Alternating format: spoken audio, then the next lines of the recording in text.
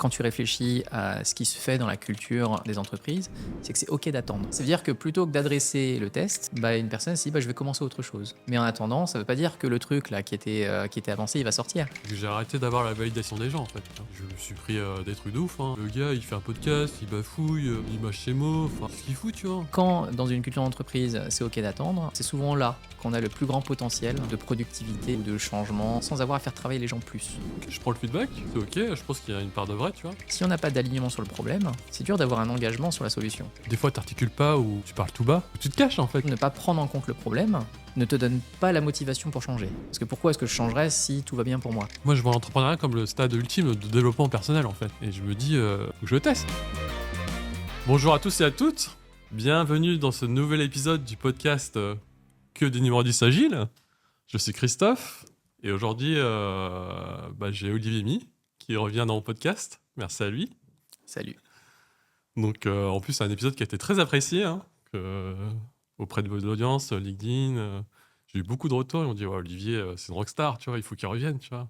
Et je me suis dit ok, il va revenir, on va faire les choses bien devant les caméras.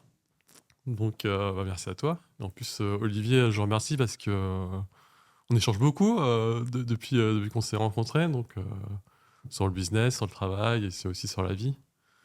Donc Olivier, merci à toi et Merci pour l'invitation surtout. oui. C'est un peu impressionnant quand même pour être honnête, mais c'est cool, merci. Bon, je sais que tu m'as dit pour me présenter, des fois c'est un peu compliqué, donc je vais te mettre un petit jeu, tu vois. Ok. Là, tu vois, on est dans l'ambiance JO, là tout le monde est content, il y a eu plein de médailles d'or. T'entres Ok. dans la barre et tu rencontres plein de personnes, ils disent putain, il a l'air cool ce gars-là, comment tu fais pour te présenter?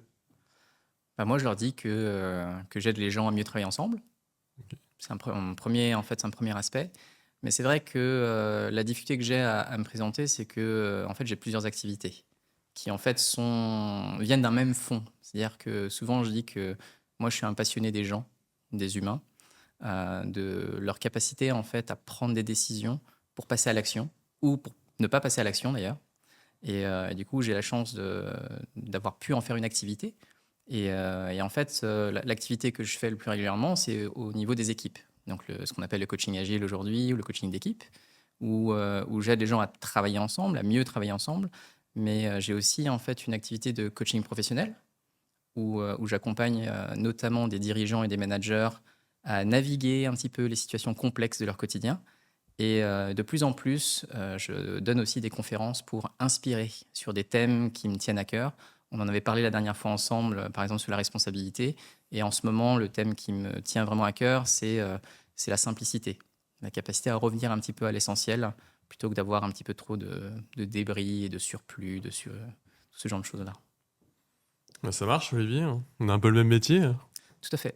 On est un peu concurrent ou pas? Je ne nous vois pas comme concurrents. Alors après, j'ai du mal à identifier mes concurrents. Mais moi, non, je pense qu'au contraire, déjà, il y a de la place pour tout le monde, probablement. Et qu'au contraire, en fait, ensemble, on est bien plus fort, quoi. Donc, Moi j'apprends trop avec toi de toute façon depuis qu'on se connaît, donc merci à toi. Et du coup, comment on devient coach, tu vois? Enfin, c'est quoi le truc là? Enfin, je pense que t'as pas démarré comme ça en fait, hein. non, après, tu veux qu'on revienne où? Parce qu'effectivement, c'est tout un trajet. C'est tout un trajet. Il y a coach agile. Je pense que déjà, c'est important de bien faire la différence. Mais c'est vrai que moi, mon parcours, il est un peu particulier parce que du coup, donc moi, j'ai toujours bien aimé les gens, mais j'ai jamais trop su ce que je voulais faire dans ma vie. Donc, j'ai fait un parcours d'école d'ingénieur au départ, électronique. Il s'avère que j'étais suffisamment bon pour passer les années, mais la technique, voilà, j'ai jamais été très bon pour ça. Tu vois, donc, je pense que c'est bon pour le monde qu'on m'ait enlevé de derrière les claviers, typiquement. Mais c'est vrai que l'intérêt de ça, c'est que ça m'a permis quand même d'avoir des bases pour pouvoir interagir, par exemple dans l'informatique, etc. Donc l'école d'ingénieur aide quand même à structurer l'esprit et avoir en fait des raisonnements pour pouvoir travailler de cette manière-là. Mais je pense que la révélation que j'ai pu avoir, c'est quand j'ai découvert un petit peu le monde de l'agilité lors de mon projet de fin d'études, où je me suis dit, tiens, il fonctionne d'une certaine manière. Moi, j'étais stagiaire, hein. J'étais stagiaire, j'étais très mauvais en développement, mais je leur avais dit, je vais faire de mon mieux. je vais faire de mon mieux. Et par exemple, ils commencent à faire leur daily, les trucs comme ça. Donc je commence à me dire, tiens, c'est intéressant parce qu'il y a une sorte d'interaction qui commence à se faire. Et moi, j'étais assez sensible à ça. Et je pense qu'une des personnes qui m'a beaucoup inspiré à ce moment-là, c'est un dev un peu senior du moment. Il avait un bouquin sur sa table qui était Agile Samurai. Je ne sais pas si c'est un bouquin que tu connais, mais bon, ça m'inspire forcément parce que asiatique, hein, donc que les samouraïs j'aimais bien et j'avais adoré en fait ce bouquin qui m'avait vraiment inspiré. Je me suis dit c'est un peu ça que je veux faire, c'est que je veux aider en fait les gens à mieux travailler ensemble. C'est juste que quand tu sors d'école, tu commences à faire ta première année je ne sais où. Donc moi j'ai voulu m'enfuir de la technique, donc j'ai commencé à faire du consulting. Donc j'ai commencé par faire de la recette fonctionnelle. Parce qu'on m'a dit que c'était comme ça qu'il fallait faire avant dans ta carrière, etc. Quand tu commences à passer des entretiens, tu dis je vais faire coach agile. Les gens, ils te rigolent un peu au nez. Ils te disent non, déjà, un, c'est pas possible. Deux, ils t'expliquent la vie en te disant, et je me rappellerai toujours de cet entretien-là, avec une commerciale qui me disait ce métier-là, tu ne pourras pas le faire avant au moins 10 ans. T'imagines quand on te dit ça, tu viens à peine de commencer. Parce qu'en gros, elle me disait, là, il faut déjà que tu fasses 3 ans pour faire ton métier, je sais pas quoi. Ensuite, tu passeras 3 ans pour faire chef de projet, je ne sais quoi. Pour ensuite, peut-être, dans 3-4 ans après, tu pourras faire peut-être coach, etc. Et je me rappelle de ce moment-là parce que là, sursaut d'orgueil, je me suis dit, tu vas voir. C'est vraiment à ce moment-là où je me suis dit, en fait, j'ai vraiment envie de faire un métier où je vais accompagner les gens et que je vais travailler avec eux. Et je me dis, je ne vais pas me laisser en fait dicter mon chemin par quelqu'un qui déjà c'est pas forcément ce que je veux faire, quoi. Et c'est comme ça en fait que j'ai commencé à expérimenter dans les différentes entreprises dans lesquelles je suis allé. Donc dans la première entreprise justement où j'ai fait de la recette fonctionnelle, en fait il s'avère que je pouvais faire beaucoup plus vite ce qu'on me demandait de faire que le laps de temps qu'on me donnait. Et donc ça m'a permis de rentrer un petit peu sur le sujet de tiens, l'agile c'est quoi, comment est-ce qu'on peut faire ça. Et j'ai commencé à monter un petit peu en niveau dans le sujet et je me suis connecté aux gens de l'entreprise. Est-ce qu'il y avait des référents dans ce monde-là? Et c'est intéressant parce que du coup j'ai rencontré une personne qui m'a beaucoup aidé et qui m'a tendu la main, qui s'appelle Florent Loton et qui avait un blog qui s'appelle L'Agiliste. Je ne sais pas si ça te parle. Je connais, c'est intéressant de me dire, en fait, je ne le connaissais pas plus que ça au départ, mais c'est juste qu'il faisait partie de la boîte. Je me rappelle, je l'avais contacté et je lui ai demandé est-ce que je peux venir faire telle formation qui était gestion de projet agile, ce genre de truc-là. Et il avait accepté que je vienne. Et pourquoi c'est un élément qui est important? Parce que c'était une formation qui n'était accessible que pour les managers. Donc déjà, en fait, c'est intéressant de voir qu'on était déjà bloqué à l'époque pour aller dans cette direction-là si on n'avait pas le grade en question. Moi, j'étais sous-fifre quand je suis arrivé. et donc, en fait, je suis allé à cette formation et c'était intéressant parce que je me suis rendu compte que j'en savais déjà beaucoup par rapport à tous les gens qui étaient là. C'est juste que je n'avais pas les moyens pour le faire. Et du coup, je pense que cette curiosité-là qui m'a aidé en fait à avancer, c'est juste que je n'avais pas encore trouvé la bonne personne qui allait pouvoir me faire confiance. Donc en fait, j'ai un peu navigué dans plusieurs expériences avant de trouver la personne qui m'a fait confiance pour me dire, en fait, j'ai l'impression quand même que tu connais des choses, ce que tu racontes est cohérent. Mais souvent, c'était à la dernière étape, on n'est pas prêt à prendre le risque. Ouais. Et il suffit de rencontrer la bonne personne qui un jour m'a fait confiance et m'a permis après de vraiment d'exploser, quoi. Donc moi, mon chemin, c'est vraiment ça. Ça a été j'ai l'impression, en tout cas, plutôt une passion au départ. Et comment je crée mon chemin pour vraiment y aller dans ce monde-là. Tu t'es un peu révolté, quand même. C'était une révolte douce quand même. C'est-à-dire qu'à chaque fois, en tout cas dans la première expérience que je t'évoquais, j'avais un peu l'impression d'avoir un peu des murs autour de moi. Et donc, je faisais avec les murs. Mais on va dire que j'avais la chance de bien passer avec les gens, avec les managers. Et donc, je leur disais, vous n'avez rien à perdre, mais laissez-moi juste essayer ça. Donc, en gros, ils avaient tout à gagner, quoi qu'il arrive. Donc, ça, j'y arrivais. J'ai une autre expérience juste après, où je me suis fait fouetter. Parce que justement, je faisais les choses différemment. Mais le problème, c'est que j'avais les résultats. Donc, je me rappelle cette expérience. On me traitait vraiment comme à l'école, quoi. On me disait, ouais, on va te surveiller, donc mets-toi dans le coin. Vraiment, hein. Ok. C'est vraiment, on m'a déplacé à des endroits comme ça pour me surveiller jusqu'au moment où je lance mon projet et c'est le projet en fait stratégique du client en fait qu'on avait et qui a super bien fonctionné. C'était ma première expérience Kanban du coup. Mais ouais, effectivement, j'ai fait mon chemin parce que c'est quelque chose qui me tenait vraiment à cœur et qui pour moi était nécessaire. T'avais quel âge C'était quoi? C'est 24, J'avais 25? quel âge? Je sais plus. Ouais, ça va être dans ces eaux-là, ouais. Tu t'imagines, tu vois, là, les JO ils sont terminés. T'imagines, tu dis à Léon Marchand, ouais, t'as 20 ans, 22 ans. T'es trop jeune en fait pour avoir 4 médailles d'or. C'est ridicule, tu vois. Ouais, alors Enfin, ça, mais je pense que c'est super d'avoir en fait des exemples comme ça. Ça veut hmm, dire qu'il y a un peu des exemples extrêmes hein, quand on prend les grands ouais. champions, mais je pense qu'aujourd'hui, les trajets, on va dire tout fait, c'est vraiment une illusion du passé. C'est qu'en fait, au contraire, aujourd'hui, on a tous la possibilité, ne serait-ce qu'avec les ressources qu'il y a sur Internet, de se former, d'avancer et de prouver en fait qu'on peut faire des choses et plus de choses qu'on le souhaite.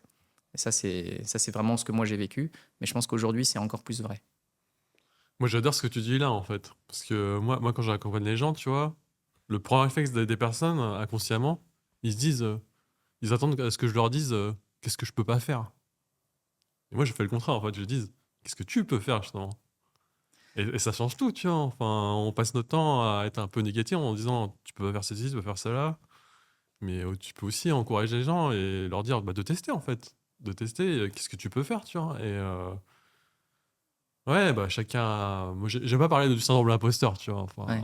moi, c'est pas mon truc, mais on pourra peut-être en parler tout à l'heure, tu vois. Ouais, ouais. Par contre, clairement, j'aime pas être dans une case, tu vois. Enfin, là, avec Internet et tout, tu vois, on a bien vu qu'on peut plus te limiter à une seule case, en fait, tu vois. Enfin, les temps ont changé et surtout, bah, nous, on est coach, tu vois, on accompagne les personnes et les équipes bah, pour que l'équipe elle marche à leur plein potentiel. Tu es obligé de faire des choses un peu hors cadre et Bah, qu'elles testent, en fait. c'est sûr que si tu restes dans la norme, du coup, t'amènes aucun changement. Enfin, c'est la base. Et c'est ça qui est Hmm. intéressant hein, dans notre métier. Il y a un côté assez paradoxal du métier où souvent, quand on nous appelle, c'est pour faire un changement. Et puis dès qu'on commence à le faire, on dit arrête de changer, quoi. Donc c'est marrant hein, vraiment de naviguer avec ça. C'est pour ça que je trouve que le métier, donc spécifiquement de coach agile, parce que du coup c'est celui qu'on connaît le mieux, il y a vraiment une palette de connaissances et de compétences qui sont importantes à développer. Et du coup, vraiment, tu peux tomber sur des gens qui sont totalement différents et qui vont apporter quelque chose de totalement différent aussi à une transformation, à une équipe ou à des individus, hein, du coup. Hmm. Donc, tu as démarré comme ça, hein. Et, À la force euh, de...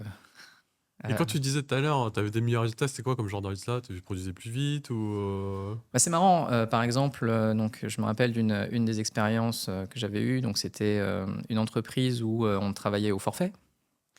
Donc, j'étais sur le plateau avec les développeurs, j'étais consultant technique. Donc, j'étais l'interface entre le client et donc l'équipe de développeurs qui était avec moi. Donc, j'ai deux choses moi, qui me reviennent à l'esprit. C'était que justement, au début, quand je suis arrivé, on m'avait donné des petits projets. Ça marchait, mais vu que je faisais pas pareil que les autres, parce que bah, du coup, moi, j'avais cette sensibilité agile, et donc en fait, je gardais pas tout pour moi. Et Ok. donc, en fait, j'étais beaucoup plus en interaction avec les développeurs et on travaillait ensemble. Euh, En fait, ils ont voulu me punir. Enfin, ils m'ont pas dit ça comme ça, hein. Ils m'ont dit, bah tiens, tu vas faire de la TMA. Donc, Tu peux rappeler c'est quoi la TMA? donc, la TMA, c'est de la tierce maintenance applicative. Donc, du coup, c'est quand il y a des problèmes, grosso modo, hein, ça revient. Il fallait que je gère ça. Et je me rappelle de ce moment parce que du coup, je leur dis, OK, je connais rien du tout à ces trucs-là. Et comme je le disais tout à l'heure, techniquement, je suis pas le meilleur. Par contre, dans ma tête, j'arrive à comprendre les boîtes. Enfin, moi, dans ma tête, c'est comme ça que ça marche, hein. C'est des boîtes et des flèches.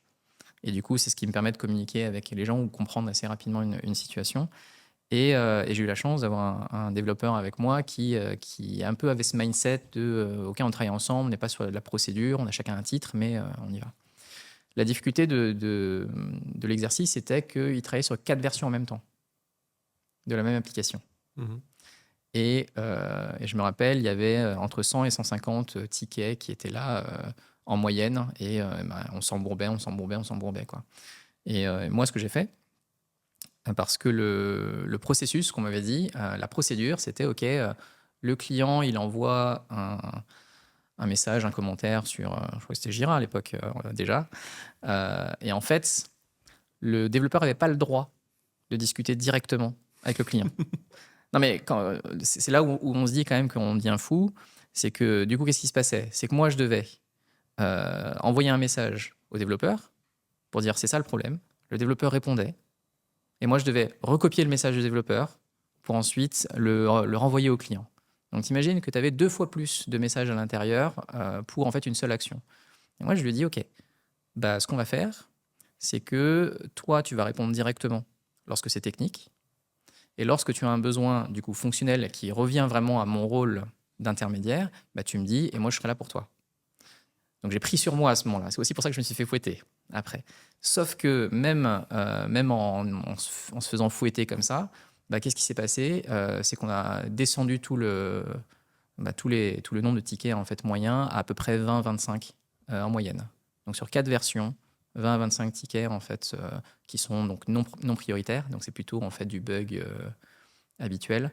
Et entre guillemets, moi j'ai envie de dire, c'est juste parce que j'ai fait confiance au développeur et qu'il a été autonome et que ça a bien marché. Et on était les deux à gérer ça. Donc, pour moi, c'est vraiment des expériences de dire, bah, en fait, des fois, on se prend la tête à se mettre dans des boîtes, ce silo, j'ai ce titre, t'as pas le droit de faire ça parce que le client, il va, je ne sais quoi d'ailleurs, en fait, on se fait des illusions. Bah, là, l'expérience a bien montré que ça a bien marché. Ouais. Et en plus, mais j'aime bien ce que tu dis là, parce que tu sais, quand on parle d'agilité et de méthode ou de cas de travail, tu vois, on se dit qu'est-ce que je peux avoir comme résultat pour avoir plus rapidement ou beaucoup plus, tu vois. Ouais. Et en fait, toi, tu as eu les résultats, tu vois, mais à partir en fait des interactions avec les gens, en fait, tu vois. Oui, tout à fait, ouais. Et en fait, c'est ça, en fait. Je pense que la capacité des fois à se mouiller aussi. C'est-à-dire que Oui. là, il s'avère que c'était des expériences là que je te raconte où j'étais sur le terrain. Mm. C'est-à-dire qu'après, très vite, je suis allé dans le monde du coaching, donc de l'accompagnement, où on est un peu à côté. Mais je pense qu'il ne faut pas oublier que sur le terrain, il y a des choses qui se passent, et il y a des gens qui ont des difficultés, il y a des gens qui ont des croyances, il y a des gens qui ont des blocages. Et en tout cas, à cette période-là, moi, j'étais prêt à me prendre des coups. Ce que j'ai pris d'ailleurs. Mais c'était OK parce que pour moi, c'est ça aussi la satisfaction client. C'est ça, en fait, aller vers apporter quelque chose. Et j'avais cette conviction-là. Il s'avère que ça a bien marché. Est-ce que c'était de la chance? J'en sais rien. D'ailleurs, c'est ce qu'on m'a dit. On m'a dit, si ça marche, c'est parce que tu as un bon développeur. Donc, j'ai même pas eu, on va dire, les fruits de la chose, mais c'est pas Mm. grave. Au moins, en fait, on a pu répondre aux clients. Ça fait baisser le stress de tout le monde parce qu'il y avait moins de tickets en même temps, etc. Et on était chacun plus libre. Donc, je trouve que c'est vraiment ça qui est intéressant en termes d'expérience, de comprendre que les process, c'est bien, tant que ça va pas limiter un petit peu l'intelligence qu'on a entre êtres humains, quoi. Non, mais les gens, ils aiment être créatifs, en fait. Ils aiment être C'est ça? créatifs, ils aiment avoir de l'interaction, ils aiment aussi un peu autonome et libre, tu vois. Et c'est là où tu peux justement produire les meilleures choses pour le client. Et ça, il y a beaucoup de gens qui l'oublient, tu vois. Ils sont toujours en quête de chiffres et de résultats, tu vois. Et ils sont en mode, ça me rapporte quoi, retour d'investissement, machin bidule. Si les gens, ils se fatiguent, ils n'ont pas de sens dans leur travail, et qu'en plus, ils n'ont pas d'interaction avec les clients ou avec les autres équipes, à un moment donné, la charge mentale, tu vois, elle va être horrible.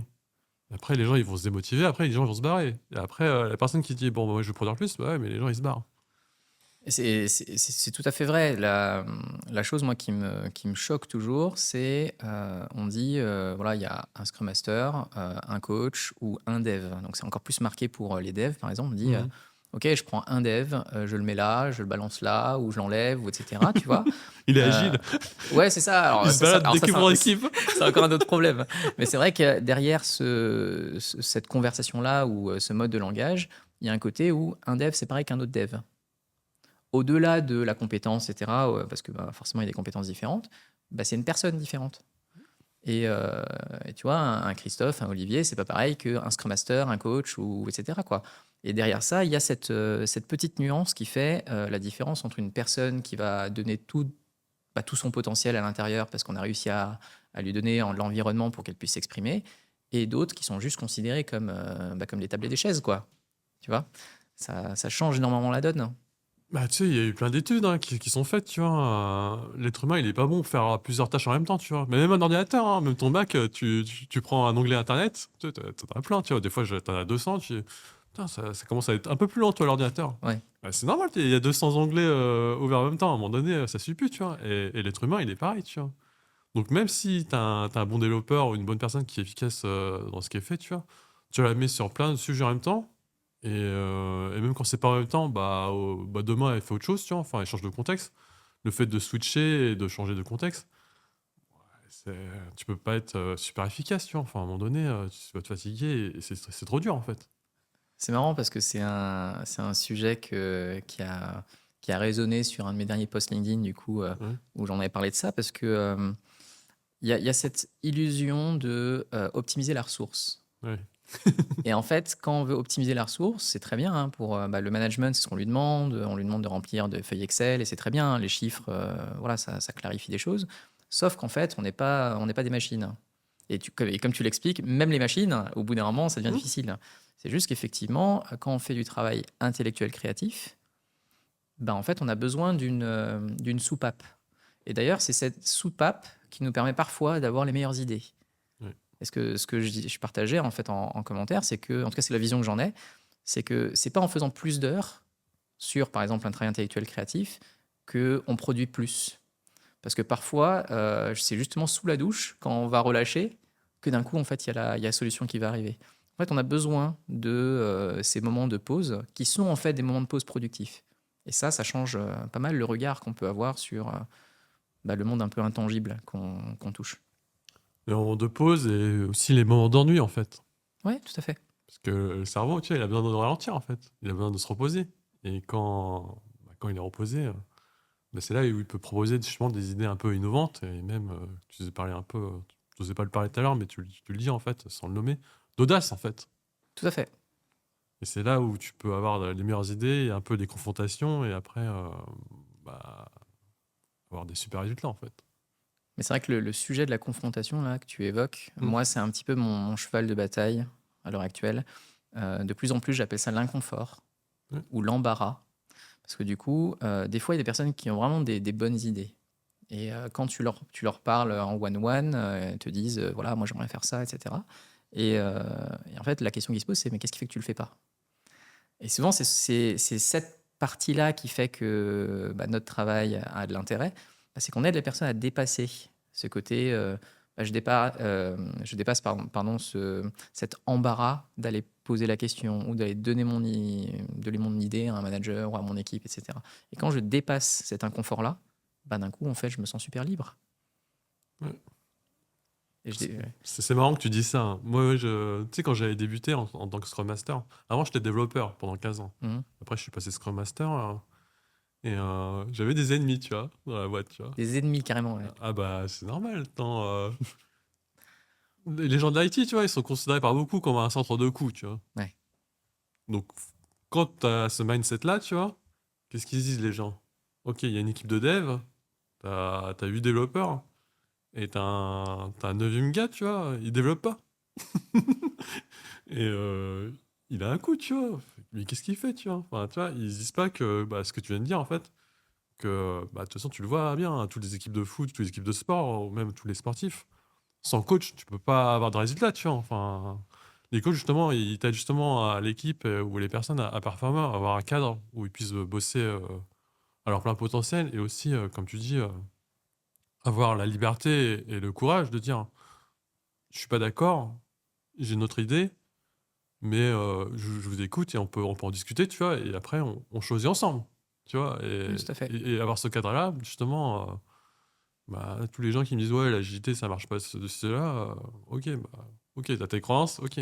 Par contre, est-ce que t'as un cadre où les gens peuvent débattre, est-ce qu'il y a les libertés, la sécurité psychologique, est-ce que tous ces gens-là, tu vois, où les gens, ils ont une vision, ils savent où on va, tu vois, est-ce qu'il y a tout ça, tu vois. Il n'y a pas besoin de parler d'agilité, tu vois, parce que je sais Tout que à ça a fait. été Ouais. retourné à droite à gauche sur plein de sujets, tu vois, ces dernières années. Mais comme tu dis, bah, revenons au basique, en fait, tu vois. Moi, je reviens toujours au basique. Je suis super content que tu dises ça, en fait, tu vois.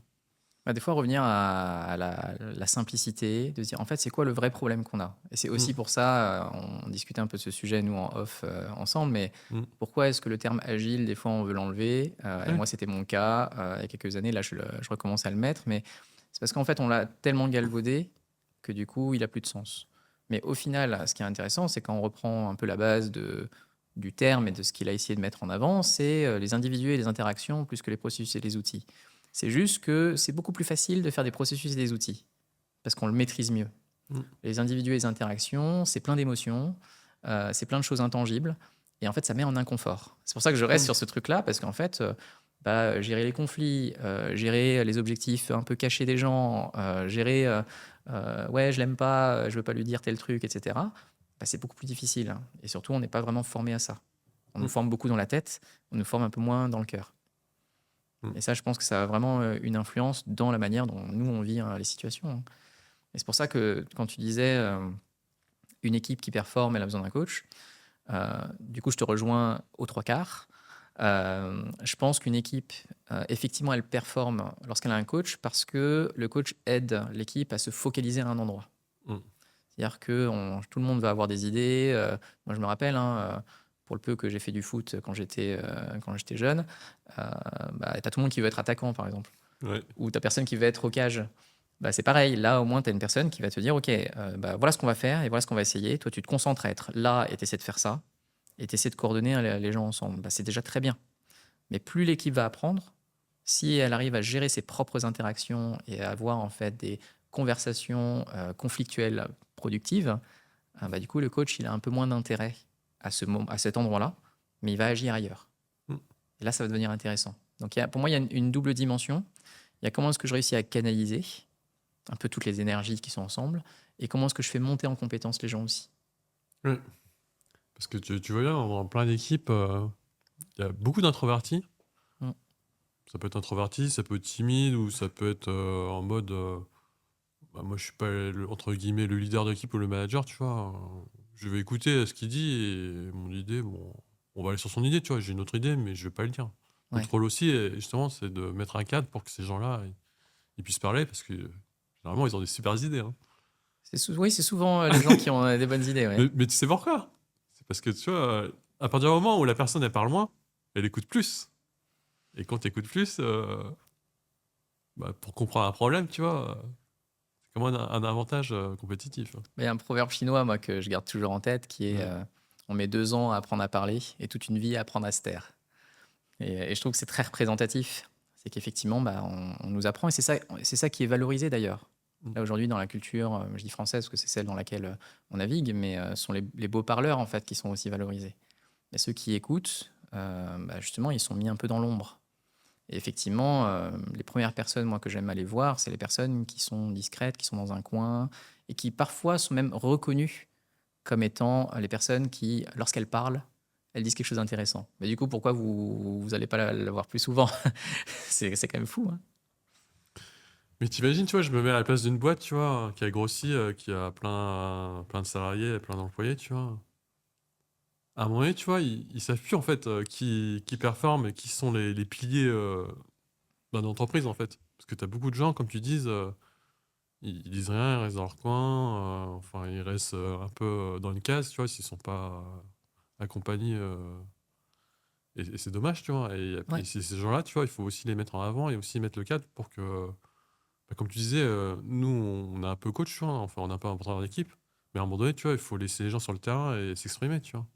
Le but, c'est que ces gens-là, tu vois, ils arrivent à s'exprimer sans toi, en fait. tout à fait, ouais. Et après, comme tu dis, tu vas voir ailleurs, tu vas mettre tes compétences sur d'autres problèmes, en fait.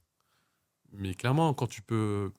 Moi, j'ai vu, hein, toutes les équipes que j'ai accompagnées, à partir du moment où tous les gens qui étaient silencieux, introvertis, ils commençaient à prendre la parole et ils commençaient à débattre, là, je me suis dit, c'est bon, là, ils vont avoir d'autres problèmes.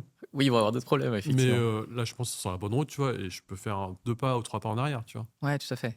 Parce que là, je me dis, là, les conversations, elles vont se faire, tu vois, comme on disait tout à l'heure, les interactions, en fait.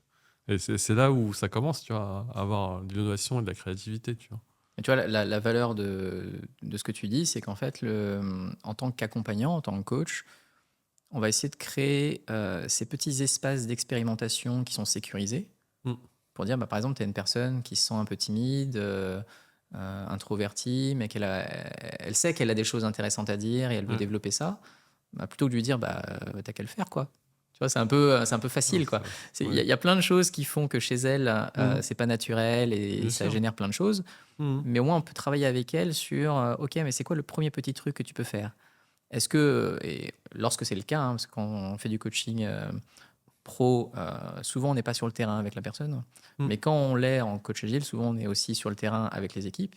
Des fois, peut être l'intermédiaire pour aider la personne à s'exprimer. Oui. Typiquement, en rétrospective, tu veux animer en fait un peu ce moment collectif de partage. Bah, tu peux la faire parler en premier, ou tu peux lui demander si c'est ok de la désigner en premier en off, mais en fait c'est de lui donner en fait le champ. Et Ouais, là, tu prends la posture du facilitateur, en fait. c'est ça, sauf qu'en fait, c'est non seulement on a la posture du facilitateur, mais en plus de ça, on a créé l'expérimentation pour la personne Mmh. pour qu'elle puisse faire un pas en avant. Et je pense que c'est ces subtilités-là qui sont importantes dans notre métier parce que nous, on est là pour mettre de l'huile dans les rouages. On Mmh. est une sorte d'éminence grise, tu vois, pour Mmh. se dire, bah, en fait, le fait d'avoir été là, j'ai pu permettre une situation qui n'avait pas lieu avant ou qui n'aurait pas pu avoir lieu en fait avant si j'avais pas fait mon petit truc. Et c'est ok, tu vois, c'est pas besoin d'être énorme, mais au moins, il y a quelque chose qui a changé dans la vie de quelqu'un ou dans le quotidien de quelqu'un et c'est super. Mais ouais, au-delà de ce que tu dis là, moi j'adore ce que tu dis là, hein. Il y a aussi, comme tu disais, avant, toi, t'étais dans la tech et les devs, tu vois? Il y avait des comportements, que tu pas, en fait, tu vois? Mm. Et tu vois, quand tu accompagnes ces équipes et moi aussi, tu vois, tu sais, je vois un peu des bouts de moi en eux, en fait, tu vois? C'est que, C'est sûr. avant, tu vois, j'étais dans des réunions où ça durait, 3 heures, tu vois?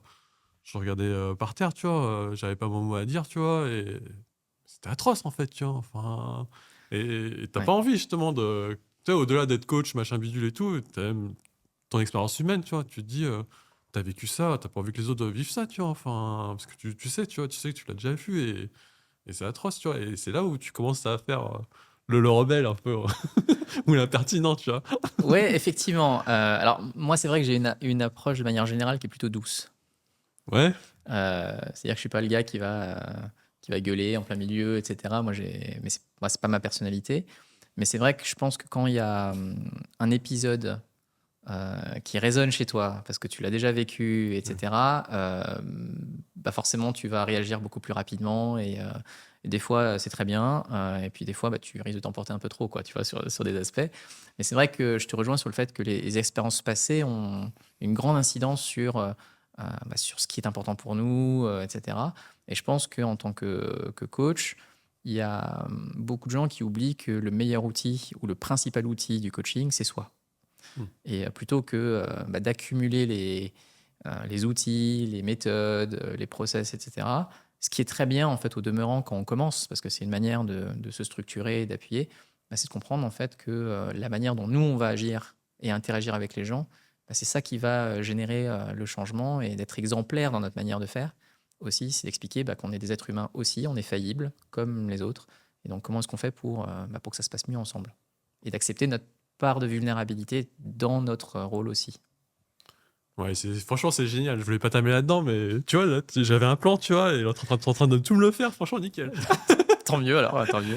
Non, mais en fait, c'est super important ce que tu dis là, tu vois. Enfin, le changement, on sait bien, hein, il y a plein de boîtes où c'est dur, tu vois, parce que il y a une culture d'entreprise, ça a toujours été comme ça, tu vois. Mmh. Et la boîte, elle tourne, même sans ça, tu vois. Enfin, sans changer, tu vois, elle tourne. Et il y a même des choses qui font bien, tu vois. Ouais, tout à fait, ouais. Donc, tu peux pas changer direct comme ça, tu vois. Surtout si c'est des gens qui sont pas un peu réfractaires. De toute façon, en plus, je l'ai vu, hein, des gens qui sont un peu réfractaires à l'agilité ou toute la notion de coaching et de coach, tu vois. Et généralement, j'ai remarqué que c'était les gens qui en avaient plus besoin, en fait. Plus ils disaient qu'ils en avaient pas besoin, et plus ils disaient... En fait, il y a tous les red flags, en fait, tu vois. Enfin... Ah, c'est marrant parce que du coup, moi, souvent, les réfractaires, en tout cas dans mon expérience, c'est souvent des gens qui ont déjà vécu un accompagnement qui s'est mal passé. Ça, c'est autre chose, ouais. Mm. Alors, j'ai assez rarement eu des réfractaires, juste réfractaires, ou en tout cas, quand j'arrivais, c'était bien les premières personnes avec qui je voulais discuter. Puis quand tu discutes avec eux, ils sont pas vraiment réfractaires. C'est que des fois, c'est des gens qui sont un peu dégoûtés. Ouais. Genre, en fait, c'est souvent les gens qui sont vachement impliqués, engagés et qui, au fond, croient à la chose. Mm. C'est juste que la manière dont c'est mis en œuvre, soit c'est un apparat de l'organisation parce que ça fait bien de dire qu'on fait ça, on fait ça. Mais c'est des gens, en fait, qui vraiment ont commencé à fuir parce qu'ils ont, voilà, ils ont été dégoûtés, quoi. Donc moi, j'ai souvent vu ça. Et lorsqu'on réussit à faire des petits pas avec eux, bah, c'est les meilleurs militants pour avancer, quoi. Mais c'est vrai que je te rejoins. Ça, c'est vraiment une difficulté qu'on rencontre très souvent dans les entreprises, quoi. Mais justement, tu vois, pour un changement, comme tu l'as dit, en fait, c'est montrer l'exemple, en fait. C'est montrer l'exemple. C'est montrer l'exemple, Mm. tu vois. Tu vois, quand j'accompagnais une équipe, tu vois, le problème, tu vois, c'était les silos. Déjà, à l'intérieur de Ouais, l'équipe. oui, c'est ça. Parce que moi, quand j'ai démarré, j'ai toujours pensé, bon, ok, il y a les juniors, il y a les seniors. Bon, et forcément, les juniors, ils parlent un peu moins, donc il y a ça, tu vois. Et en fait, à force d'être dans le quotidien de l'équipe, j'ai vu, en fait, j'ai fait fausse route. En fait, le problème des silos à l'intérieur de l'équipe, c'est entre les prestataires et les internes, en fait. Ah, il y a aussi ça, effectivement. Alors, Et moi, tu vois, ouais, ça, c'est les gens, vrai. ils en passent pas, tu vois. Et mon manager d'équipe, tu vois, mon manager d'époque, tu vois, tu sais, c'était même pas venu à l'esprit, tu vois. Et moi, comme j'étais dans le quotidien, c'est normal, tu vois. C'est Ouais. pas obvious, tu vois. Mm. Et quand j'avais vu ça, je fais, ok, mais en fait, c'est ça, déjà. Bah, Pourquoi je te dis ça? Parce que ouais. t'avais genre les prestataires, tu vois, c'était des devs, en plus, ils étaient vraiment bons, tu vois. Et ça te fait marrer avec le tableau comment, tu vois. Donc, t'avais le tableau dev, code review, tu vois, et Ouais. après, t'avais la colonne test, tu vois. La colonne test, tu vois, il y avait 18 tickets, tu vois. Ouais. Moi, ce que je fais au daily, tu vois, je fais la partie non, tu vois. Ok, colonne dev, il y a 2 tickets, c'est bon, donc c'est bon. Puis arrivé au test, il y en a 18. Les gens, ils disent ah ouais, c'est parce que la testeuse, elle a pas eu le temps de tester et tout. Bon, moi, j'ai pris un autre ticket et j'ai commencé un truc, tu vois. Mais vous voulez pas l'aider, tu vois, enfin. Et la personne, elle m'a dit direct, bah, moi je suis prestat, tu vois, je suis payé au ticket, tu vois. Non, t'es pas payé au ticket, tu vois. Enfin, il y avait des créances Oui, limitantes. en plus de ça, ouais. Et il s'est dit, non, non, bah, c'est pas mon taf, elle est interne, c'est à elle de le faire, tu vois. En plus, elle est testeuse, tu vois. Mais ouais, c'est vachement intéressant parce que il y a plein de sujets, hein, là que Ouais, tu, que ouais. tu ouvres. Et effectivement, je pense qu'un des problèmes qu'il y a, même au sens Kanban du terme, c'est-à-dire que là tu évoques le tableau Kanban, donc je peux pas ne pas m'immiscer dedans, Mhm. mais c'est de croire en fait qu'une colonne appartient à des gens. Oui. Ça, c'est typiquement un anti-pattern qui se fait régulièrement. Ok, des fois, ça nécessite des compétences particulières, mais il faut bien avoir en tête que en Kanban, ce qu'on cherche avant tout, c'est gérer le travail, pas les gens. Mhm. Donc, c'est le travail qui a cette étape-là. C'est pas aux gens de travailler sur tel sujet. Donc ça, c'est un aspect déjà qui, pour moi, change dans la donne.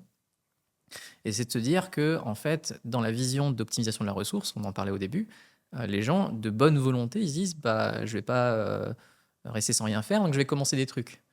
Et bah, c'est là où la machine, elle commence Ouais. à, à partir et on accumule, on accumule, on accumule et on est toujours en retard. Et pourtant, on a l'impression de travailler beaucoup, d'être sous l'eau tout le temps et pourtant, il n'y a rien qui sort. Et puis là, en fait, on en revient à la même rengaine, quoi. Non, mais tu vois, après, je vais continuer l'histoire, tu vois. Tu vas rigoler. Tu vas dire, j'utilise la méthode impertinente. À un moment Ouais, donné, tu vois, nous, tu vois, on peut pas donner la solution, tu vois. On voit ce qui se passe et tout.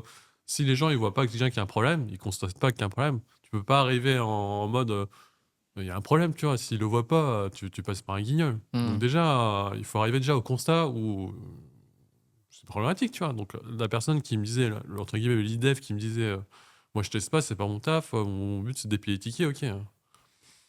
Il y a une mise en prod dans 3 semaines, tu vois.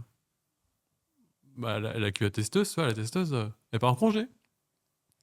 Donc qu'est-ce qui se passe? On repousse la mise en prod, tu vois. Et là, ils ont commencé à se dire, ah non, ça va pas, tu vois. Et là, c'est bon, ils ont compris.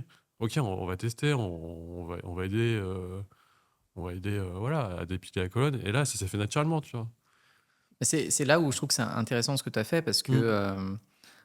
tu as remis le point important sur c'est quoi la valeur qu'on produit, Oui. plutôt que de qui le fait, quand, etc.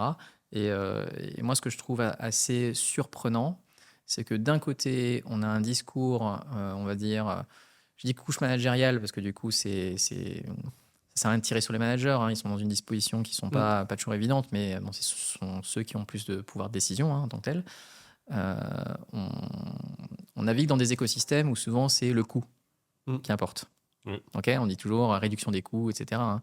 Ce qui est d'ailleurs vachement différent de élévation de la valeur. Mais bon, ça c'est un autre sujet. Et en fait, quand tu réfléchis à ce qui se fait dans la culture des entreprises, c'est que c'est OK d'attendre.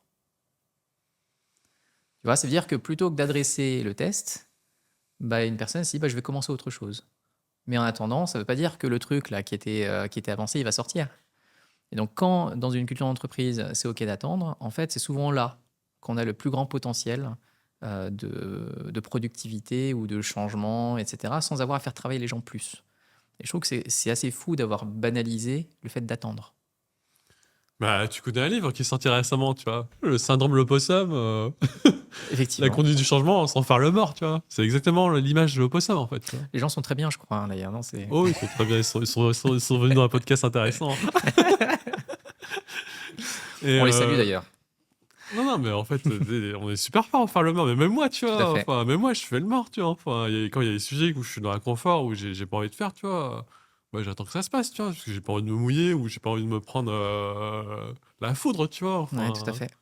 et c'est normal, tu vois. Enfin, mais à un moment donné, il faut trop passer ça, et à un moment donné, il faut se dire, là, tu vois, l'équipe que je te parlais, là, c'est bon, ils sont un peu, entre guillemets, sortis les doigts, tu vois. Ils se sont dit, non, Mm. mais ok, c'est bon, on arrête les conneries internes ou presta, ou c'est pas mon rôle et tout.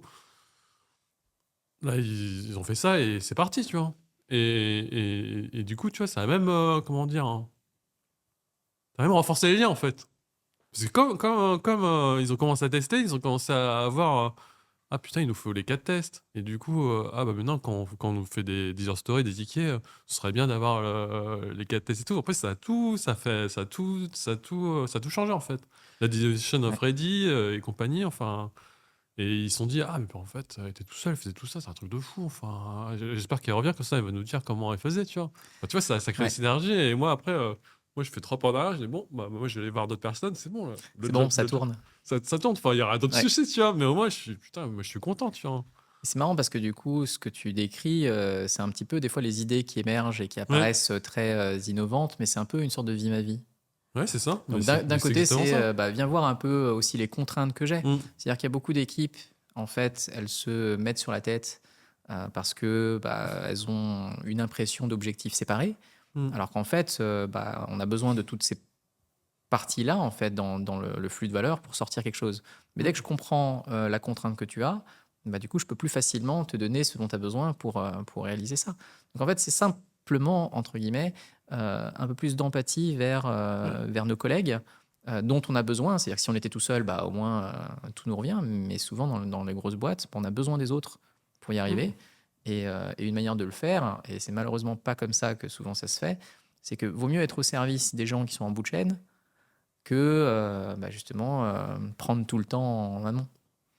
Ouais, et c'est surtout les gens en bout de chaîne qui savent la date ou les péripéties pour mettre en prod, tu vois. Bah, Enfin, c'est eux qui récupèrent toute la merde de l'amont, hein, et eux, la date, elle n'a pas changé, hein. Donc il y a effectivement un travail collectif, et je trouve que c'est la beauté de ce que tu as fait, c'est que bah, là, on peut vraiment dire que c'est une équipe.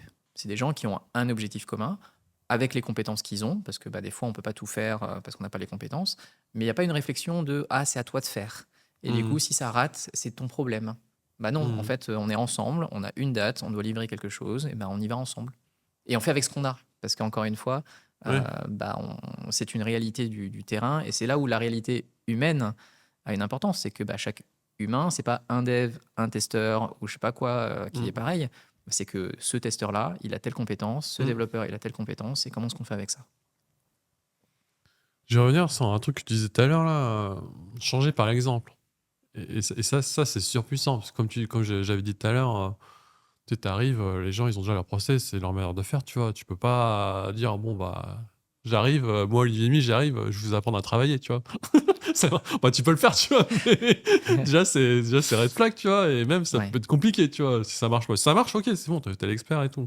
Et si ça marche pas, tu vois, c'est compliqué, toi, d'embarquer les gens, tu vois. Et moi, j'adore ce que tu disais tout à l'heure, c'est parce que, tu vois, l'équipe, elle s'est construite, on a montré exemple. On- Quand ils présentaient les avancées du produit, tu vois, il y avait un peu des jeux de rôle, tu vois, comme quand je voyais que l'équipe, ils aimaient bien les jeux de rôle, ils aimaient Mhm. bien se mettre en scène et tout, tu vois. Tu sais, on est dans une génération où, mon équipe, il y a beaucoup de jeunes. On est dans une génération où ils aiment bien, ouais, ils aiment bien s'afficher, tu vois, ils aiment Ouais. bien jouer, tu vois. Mhm. Donc, le produit, c'était un site pour les médecins, tu vois. Donc, on s'est dit, pour la démo, pour montrer les nouveautés du produit, tu vois, bah, il y a une des devs, elle va mettre une blouse, elle prend le stéthoscope de sa fille, tu vois, et ils vont montrer que c'est un médecin et elle va les mettre en condition, tu vois. Et ça, tu vois, au départ, quand il y avait des personnes qui venaient en démo nous voir, tu vois, la première action, c'était ok, eux, ils sont là cool, c'est cool et tout, mais bon, ça fait genre un peu passe à eux, tu vois, Ouais, tout enfin, à fait, ou ouais. genre, Mm. ah bah si la prochaine fois les projets sont en retard, hein, tu vois, on peut te manager un peu à la cool, tu vois. C'est le mindset horrible, tu vois. Il y a des gens qui sont comme ça, hein, parce qu'ils ne nous Mm. connaissent pas, en fait, tu Oui, vois. tout à fait, ouais.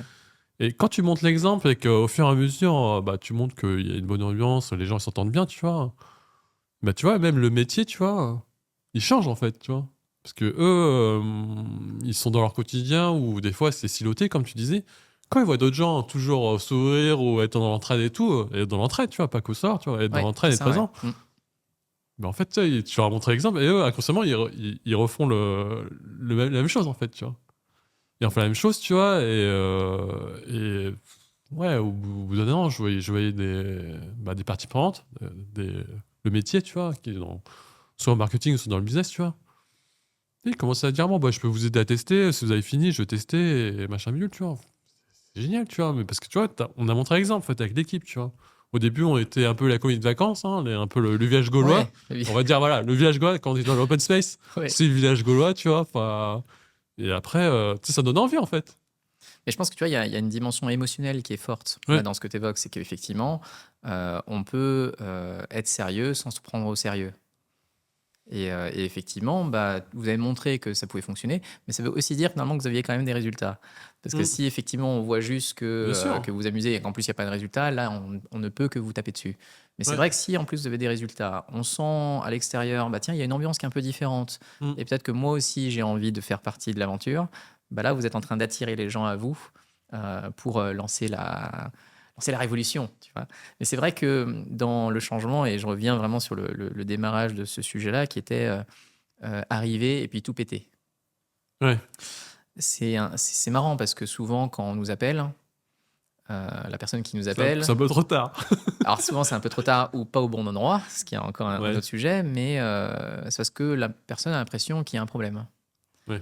Et c'est vrai que, en tout cas, un réflexe que j'ai, c'est d'aller d'abord voir les gens et leur demander est-ce que il y a quelque chose qui se passe pas bien chez vous? Est-ce que vous avez l'impression qu'il y a un problème chez vous? Et c'est marrant parce que c'est assez rare que les gens me disent oui, on a ce problème. Ouais, ils disent C'est ça. marrant parce que tu vois, j'ai fait un audit il n'y a pas si longtemps que ça, un audit organisationnel dans une boîte.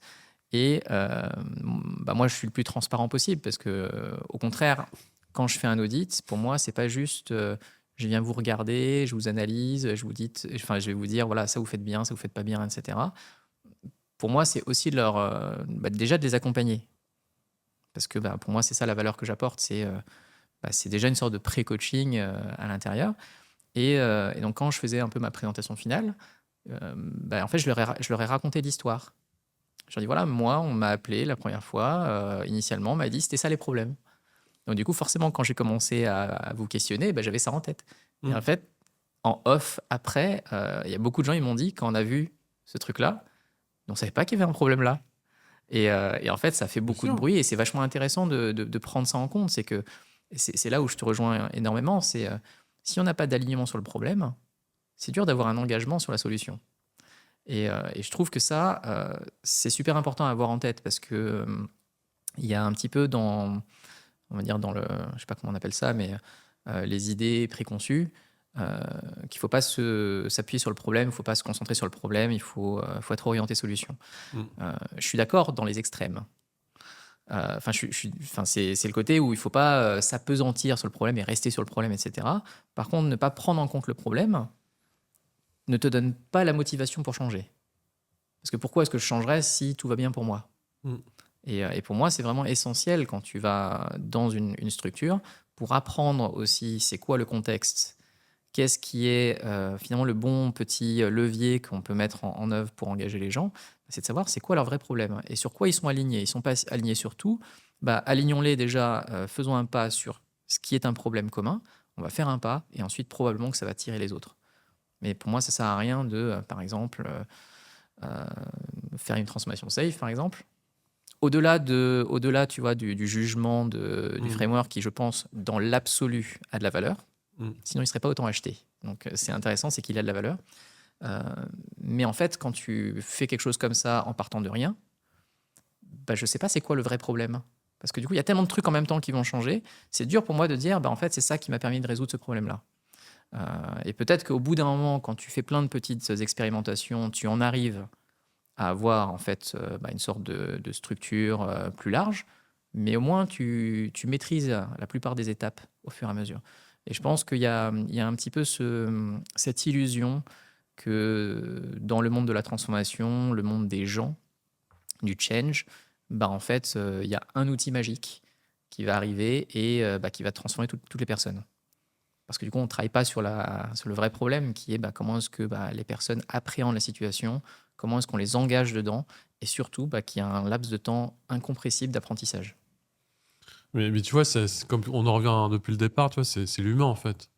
Quand Tout à tu as fait. un problème Mm. qui engendre de la souffrance, parce qu'on va dire les choses, Mm. il y a des gens qui souffrent et des gens où c'est compliqué, tu vois, mentalement, la charge mentale et tout, tu vois. Forcément, quand devant, entre guillemets, un truc où tu as une solution toute faite, tu te dis, ah putain, ça va me sauver, ça rassure les gens en fait, c'est normal, tu vois. Tout à fait. Et c'est pour ça qu'ils partent dans ce genre de solution et qu'ils oublient un peu quelle est la vision en fait. Et ça, c'est super important en fait. Tu vois, oui, on parlait d'interaction, d'avoir des résultats, mais il faut qu'au niveau d'en haut, tu vois, ils partagent la vision, tu vois. Pourquoi on fait ça et pourquoi on fait des changements et ça, généralement, je vois que c'est pas partagé en fait, tu vois. Ou en tout cas, c'est partagé parfois juste une fois. Et Ouais, on a après, c'est l'impression pas répété, que ouais. c'est ça. Ouais. On a l'impression, ok, j'ai partagé une fois la Mm. vision sur une slide que ça se trouve Ouais. personne n'a regardé. Mais non, mais c'est vrai. Hein, je veux dire, quand tu as 500 personnes, voilà, tu leur présentes Ouais. une fois, en plus à distance, voilà, tu as de grandes chances que les gens soient en train de faire autre chose. Mais Mm. c'est vrai qu'il y a cette dimension où comment est-ce que moi-même j'incarne cette vision Mm. pour m'assurer que les gens ont bien compris pourquoi est-ce que j'ai aussi besoin d'eux Mm. pour que ça marche. Ouais. Et c'est pas parce que je rajoute des coachs, hein, même nous, hein, on arrive en externe, etc. C'est pas nous qui allons sauver l'entreprise. Mm. C'est au contraire les gens qui font partie de l'entreprise.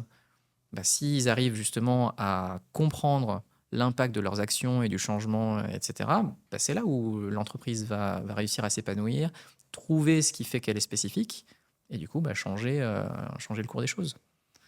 Je pense que c'est effectivement là où les gros frameworks, mais en fait on pourrait même parler de Scrum. Hein. Scrum, c'est un peu le même pattern. Et j'apprécie ce pattern en tant que tel. Hein. Mm. C'est en fait au tout départ, ce qui fait que, c'est la vision que j'en ai, ce qui fait que c'est très populaire, à la différence de Kanban par exemple, c'est que ça apporte au départ de la sécurité. Et après, on met en place les choses. Mais effectivement, quand tu as des problématiques, etc., tu te sens un peu perdu et c'est normal. Donc comment est-ce que tu peux déjà faire confiance en la méthode, j'en sais rien, en l'accompagnement? Et je pense que vraiment ce que Scrum apporte, ce que Safe apporte, au départ, c'est de la sécurité. Donc ce que l'on paye, c'est Mm. d'abord un truc qui nous rassure, nous. Mm. Après, est-ce que ça va avoir le résultat escompté? Je pense que c'est là où le travail aussi est à faire. Et c'est là où je te rejoins sur, en fait, il faut non seulement que j'achète un chemin, mais que moi, en tant que client, je sois focalisé sur c'est quoi que je veux et la vision en fait de la démarche. Mm. Donc je pense que c'est vraiment l'élément clé. Non, mais en plus, comme je disais tout à l'heure, des fois, tu as les plus réfractaires, ils deviennent les meilleurs ambassadeurs, en fait, tu vois. Ouais, c'est le terme ambassadeur que j'avais pas tout à l'heure, mais c'est ça, Mais c'est exactement. ça, Ouais, en fait. c'est ça. Mais c'est humain, en fait, tu vois. Mm. Tu vois, on prend un exemple tout bête de la vie, tu vois. Quand tu es dans une rupture amoureuse ou je sais pas quoi, tu vois, tu te dis, ouais, je me suis fait avoir ou c'est mal passé, je me ferai plus. Tu vois, c'est dur, toi, ça fait mal. T'as pas envie comment dire, de souffrir encore de la même manière. Donc, tu Mm. vois, tu deviens amer et tu mets la carapace et tu dis, moi, je m'ouvre plus, tu vois. Enfin, c'est terminé, tu vois. Mais il faut passer ça, en fait, tu vois. Il faut passer ça et ça prend du temps, tu vois. Mais encore une fois, quand tu montres l'exemple en te disant, bon, ok, ça a foiré, bon, j'ai appris, moi, j'ai fait ce que j'ai pu, je suis dans mes bottes. Il n'y a pas de raison que je redonne plus ma confiance aux gens, tu vois, et ça arrive. Et des fois, ces gens-là, quand tu leur parles de transfo ou de l'agilité, tu leur dis, moi, j'y crois pas et tout. Bah, je te donne un exemple, tu vois. Moi, j'avais une personne du métier, tu vois. tu vois, avec l'équipe, ça allait bien et tout. Je me suis dit, bon, je vais voir ce que se passe avec le métier, tu vois, pour voir un peu comment on peut améliorer l'interaction entre le métier et la tech, tu vois, et les devs. Direct, la personne elle est transparente avec moi. Elle dit, moi, je vous connais, les gens comme vous. Enfin, Les gens comme vous. je vais vous expliquer tous les process, tous mes problèmes et tout. Et puis dans Ouais. 3 mois, vous n'êtes plus là. Moi ça fait 3 fois que je change d'interlocuteur, coach agile ou Scrum Master, je sais pas quoi, tu vois. Enfin, votre truc là. Dans 3 mois, moi, j'ai pas le temps, tu vois. Enfin, à chaque fois, j'adresse les problèmes, mais 3 mois après, la même personne, elle est plus là, tu vois. Et en plus, les problèmes sont toujours là. Donc, j'ai pas le temps pour ça, tu vois. Ouais. Et ça, tu vois, il faut accepter, tu vois. Cette personne-là, quand elle m'a dit ça, je fais ah ouais, d'accord. Je suis repassé un mois après, tu vois. Comment ça va et tout. Il me dit ah, c'est vrai que ça va un peu mieux et tout. Et là, ça a commencé à s'ouvrir et nous aider justement sur les choses à améliorer, tu vois. Mais il y a beaucoup de psychologie en fait, tu vois. Tu sais, au départ, on dit ouais, ça rassure d'avoir les frameworks, Safe, Mhm. Scrum, Kanban et tout. C'est bien. Après, il y a le bon sens en fait, tu vois. Alors là, tu ouvres une porte, mais Le bon sens, c'est les trucs simples, tu vois. Et, ouais, c'est ça. C'est alors soit on en oublie, soit effectivement, moi je suis pas trop à l'aise avec ouais, la notion de bon sens parce que ouais. pour moi, déjà s'il y avait un bon sens, tout le monde l'aurait et du coup, on irait tous dans la même direction. Non, mais après, il y a Mais le contexte. Le contexte est différent. Tu peux pas faire ça, tu vois. tout à fait. Donc, le bon sens, c'est C'est là, mais tu peux pas. Sinon, on aurait que des Léo Marchand. La France sera un pays de sportifs, tu vois. Et c'est bon, on va aller chercher les États-Unis et le Japon, tu vois, pour non le mais nombre de ça, médailles d'or, tu vois. tu as tout à fait raison sur ça. C'est juste qu'effectivement, je pense que dans la situation que tu as évoquée, enfin, ça revient un peu à ce que je te disais tout à l'heure, qui est, c'est une personne qui a eu une expérience qui a été douloureuse pour elle. Mm. Et du coup, en arrivant, on risque de répéter ce truc-là. Ouais. Et c'est vrai que moi, je le vois assez souvent. C'est-à-dire que c'est assez rare aujourd'hui que j'arrive dans une équipe, dans une entreprise, où il n'y a pas déjà quelqu'un qui est passé avant.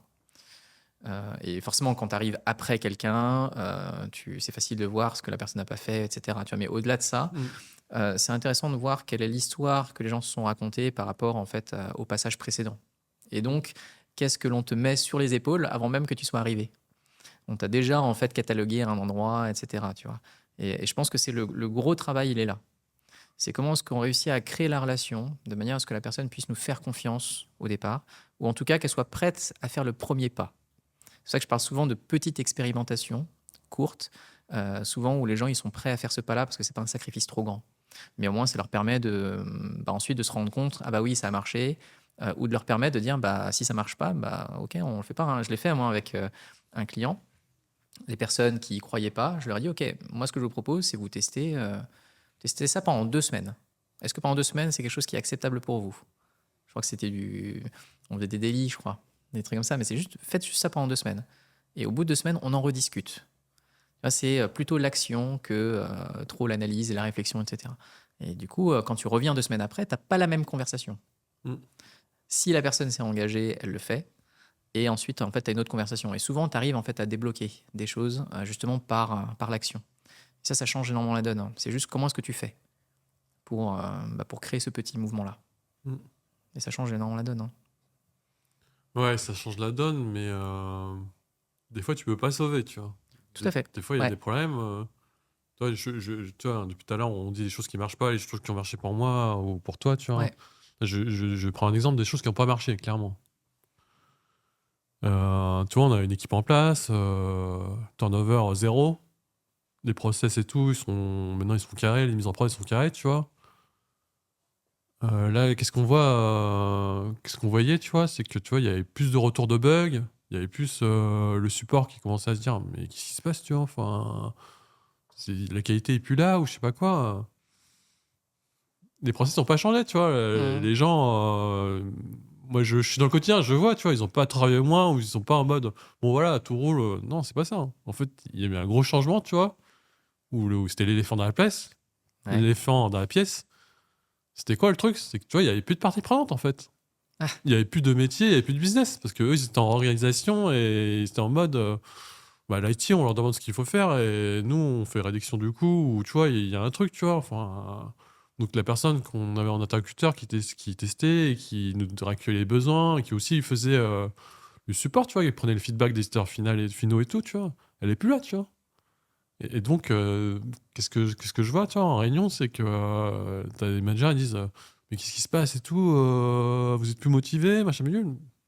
Il n'y a plus personne, il n'y a plus d'interlocuteur en fait. En fait, cette équipe, elle marchait parce que elle marchait en interaction avec le métier en fait. Ce qui faisait la force de cette équipe et du produit, c'est qu'il y avait une interaction avec le métier et c'est comme ça que ça a roulé. Et en fait, ça a toujours gueulé, tu vois. Il y a toujours des utilisateurs où ils envoyaient des mails un peu violents et tout. Et ça a toujours existé, ça, en fait. Jusqu'avant, il y avait une personne du métier, tu vois, qui faisait front, tu vois, qui travaillait main dans la main avec le product owner, tu vois. Et on adressait celui-là, tu vois. À partir du moment où ce maillon de la chaîne a disparu, tu vois, forcément, tu vois, la qualité a baissé, en fait, tu vois. Et à un moment donné, tu vois, on a même fait sortir des nouveautés, tu vois, sortir des choses, tu vois, qui marchaient, tu vois. Et au final, le reproche, c'est mais c'est pas ça qu'on avait demandé. Bah oui, mais il n'y avait plus personne pour adresser les besoins, tu vois. Enfin, à un moment donné, on a développé les trucs. Toutes les 2 semaines, on présente les nouveautés des trucs, personne nous a rien dit. Et en plus, ça a été testé et tout. On peut pas savoir que c'est pas la bonne chose si on nous le dit pas. Non, mais après, Ouais, on arrive dans ce que tu as dit tout à l'heure, le bon sens. Là, il n'y a plus de bon sens, parce qu'en fait, tout le monde a raison, en fait, tu vois. tout à fait, ouais, c'est Tout le ça. monde a raison, il n'y a plus de bon sens, mais on arrive dans une situation catastrophique et ubesque, tu vois, où... Mais c'est là où tu vois, un point qui est important. Il y a un des derniers accompagnements donc, d'équipe, parce qu'en fait, j'en fais de moins en moins des accompagnements d'équipe opérationnelle. C'est intéressant. Ouais, Aujourd'hui, j'accompagne plus des équipes de coach. ouais, Mais c'est un autre sujet, parce que c'est vraiment un autre profil. Mais un des derniers accompagnements d'équipe opérationnelle que j'avais fait, c'est intéressant parce que la demande venait de l'IT. mm, Et du coup, je discute avec eux. Un premier entretien, et puis je leur demande c'est quoi les problèmes que vous avez, à quoi ça pourrait ressembler si ça avait changé, etc. Et la plupart des problèmes qu'ils m'évoquent, en fait, ils peuvent pas les résoudre seuls. ouais. Et donc, eux, du coup, ils étaient dans une chaîne où ils ont de la MOA au milieu, et puis ensuite des métiers. Donc, il y a 3 blocs, 3 silos. Et j'aurais dit, on peut travailler ensemble. C'est juste qu'en fait, en fait, il y a des choses qu'on va pas pouvoir faire. Enfin, on va rien pouvoir changer juste seul. Est-ce que c'est OK pour vous? Est-ce que vous êtes OK de prendre cette responsabilité sur vos épaules du changement et d'avoir cette conversation avec les gens? Et c'est intéressant parce que la première étape du coup d'accompagnement qu'on a mis en œuvre, c'était pas de changer nous, c'est comment est-ce que on ramène les 2 autres chaînons dans la dynamique de changement. Et je trouve que c'est très représentatif d'une démarche qui a des chances de marcher parce que du coup, tu engages toute la chaîne pour changer ensemble. Et en fait, ce qu'on a fait, c'est qu'on a fait des ateliers collectifs pour se dire, en fait, c'est quoi les problèmes qu'on a ensemble et du coup, c'est quoi le pas qu'on est prêt à faire de par les silos qu'on a, etc. Et en fait, en 2, 3 ateliers, déjà, on sent qu'il y a un changement qui a été fait dans les meetings, dans les choses, tout ce qui est proposé. Tout le monde sait qu'il y a une démarche en ligne de compte. Et c'est pas juste une folie de l'IT. Non, mais c'est ça parce que souvent, l'agile, en tout cas, de moi, ce que j'ai pu voir dans les organisations, c'est que souvent, c'est un truc de l'IT qui nous est imposé, etc. Alors qu'en fait, quand on nous pose la question ensemble, au moins, on a le même problème dans Ouais. lequel nous, on a une action mutuelle en fait à mettre en œuvre. Mais si on ne nous engage pas ensemble, c'est normal qu'on ne se sente pas impliqué et qu'en fait, on a l'impression d'être forcé de le faire. Et je pense que vraiment, des fois, c'est important de ne pas démarrer trop vite. Ouais. Un truc. C'est-à-dire si j'avais juste répondu à la demande, ok, on veut faire ça, ok, on parle de ça. Mais moi, mon rôle, en tout cas, le rôle que toi aussi tu as en tant que tiers, c'est jouer ce rôle de tiers. C'est que des Mhm. fois, ils n'arrivent pas à converser ensemble. Ouais, c'est ça. Ils ont 2 silos ensemble. Et quand tu discutes individuellement, tu sais, c'est comme quand tu as des potes, ils n'arrivent Mhm. pas à se parler. Tu parles individuellement avec eux, ils te le disent. Ils disent pourquoi tu ne le dis pas à l'autre? Tu vois. Et en fait, notre rôle en tant que tiers, c'est ça. C'est pas forcément de leur apporter des méthodes, des trucs comme Ouais. ça. C'est d'avoir une sorte d'environnement où, en gros, tu limites les espèces de, etc., tu vois, pour qu'au moins tu crées la connexion. Et souvent, en fait, les gens sont de bonne composition, ils arrivent en fait à interagir, c'est juste que on a enlevé cet inconfort. Ouais, c'est marrant que tu dis ça, hein. Tu vois, ça me rappelle un sujet, tu vois, où il y avait un problème, tu vois. Et clairement, à un moment donné, tu vois, il faut que les personnes se discutent entre eux, tu vois. Ça devenait personnel, tu vois. On n'était même plus dans le produit ou dans l'orga, tu vois. T'as un problème de personne, tu vois. Hmm. Et moi, je me suis fait avoir dans le triangle de Cartman. Tu sais, le triangle de Cartman, t'as quoi? T'as le bourreau, le sauveur et c'est quoi déjà? Persécuteur. Persécuteur, tu vois. Moi, au final, j'ai fait les trois, en fait. Parce qu'en Même pas fait, d'ailleurs, excuse-moi, le bourreau c'est le non, persécuteur, c'est la victime. ouais, victime, ouais. Moi, à un moment donné, toi, nous, on a un regard extérieur et des fois, moi aussi, je suis humain, tu vois. Moi, je me dis, mais vous me faites chier, en fait. Tu lui as dit, hein. Tu vois, les deux se parlaient plus, tu vois, en fait. Ouais. À un moment donné, il faut que tu l'adresses, tu vois. Tu vas pas lui dire, bah, tu me fais chier ou ton comportement, il me blesse et tout. Tu peux lui dire, mais tu peux lui dire calmement, tu vois. Enfin, oui, oui, je vais prendre rendez-vous avec eux tout. Pendant 2, 3 mois, ça avance pas, tu vois. Enfin, à un moment donné, l'autre, il me raconte les mêmes choses, tu vois. Ouais. À un moment donné, j'ai pété un câble. Je dis, mais à un moment donné, moi, je peux pas faire l'entremetteur, tu vois. À un moment donné, il faut que vous disiez les choses, tu vois. Sinon, ça... Et des fois, bah, tu sais, le problème, il n'y a pas de solution, en fait, tu vois. Il faut l'accepter. Par contre, il faut que faut que ce soit visible, en fait. Il faut que les deux constatent que, ok, on discute pas ensemble parce qu'on peut pas, tu vois. Et faut qu'il y en ait un d'eux qui fasse le premier pas parce que ce sera pas à moi de le faire. Je leur dis direct, à un moment donné, c'est terminé, tu vois. Enfin, Ouais. et tu vois, et c'est pour ça, des fois, je prends la posture d'impertinent. Je leur dis, des fois, tu vois, j'ai l'impression d'être le surveillant de la cour d'école, tu vois. À un moment donné, c'est pas mon job, tu vois. Enfin, je Et peux plus, tu vois. je trouve que le courage que tu as eu, tu vois, c'est aussi de séparer, Mm. euh, comment on dit, l'œuvre de l'homme ou un truc comme ça. En gros, il y a le côté, tu vois, il y a toi en tant que coach Ouais, ouais. et il y a toi en tant que Christophe. Et là, il y a un moment donné, tu as, dit, moi en tant que Christophe, tu vois, non, quoi. Tu vois. Mm. Et je trouve que c'est l'intelligence un petit peu aussi de l'accompagnement et la conscience. C'est-à-dire que tu as Mm. aussi une conscience que bah, là, je suis pas dans mon rôle, ou dans mon rôle, je suis prêt à faire ça, et une conscience de tes propres limites. Mm. Parce que bah, on n'est pas tous, je veux dire, on n'a pas tous la science infuse sur plein de trucs, on apprend plein de choses hein, dans le monde de l'agilité, on a quand même cet avantage d'avoir une profusion de partage, d'informations, et donc ça c'est super, mais c'est vrai qu'il y a des moments où on ne peut pas tout avoir.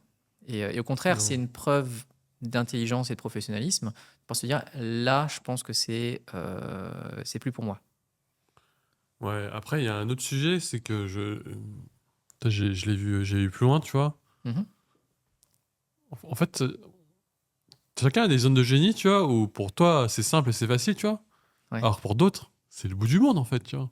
C'est le bout du monde et c'est trop dur, tu vois. Et ces deux personnes-là, elles sont super intelligentes, il n'y a pas de souci, tu vois. Enfin.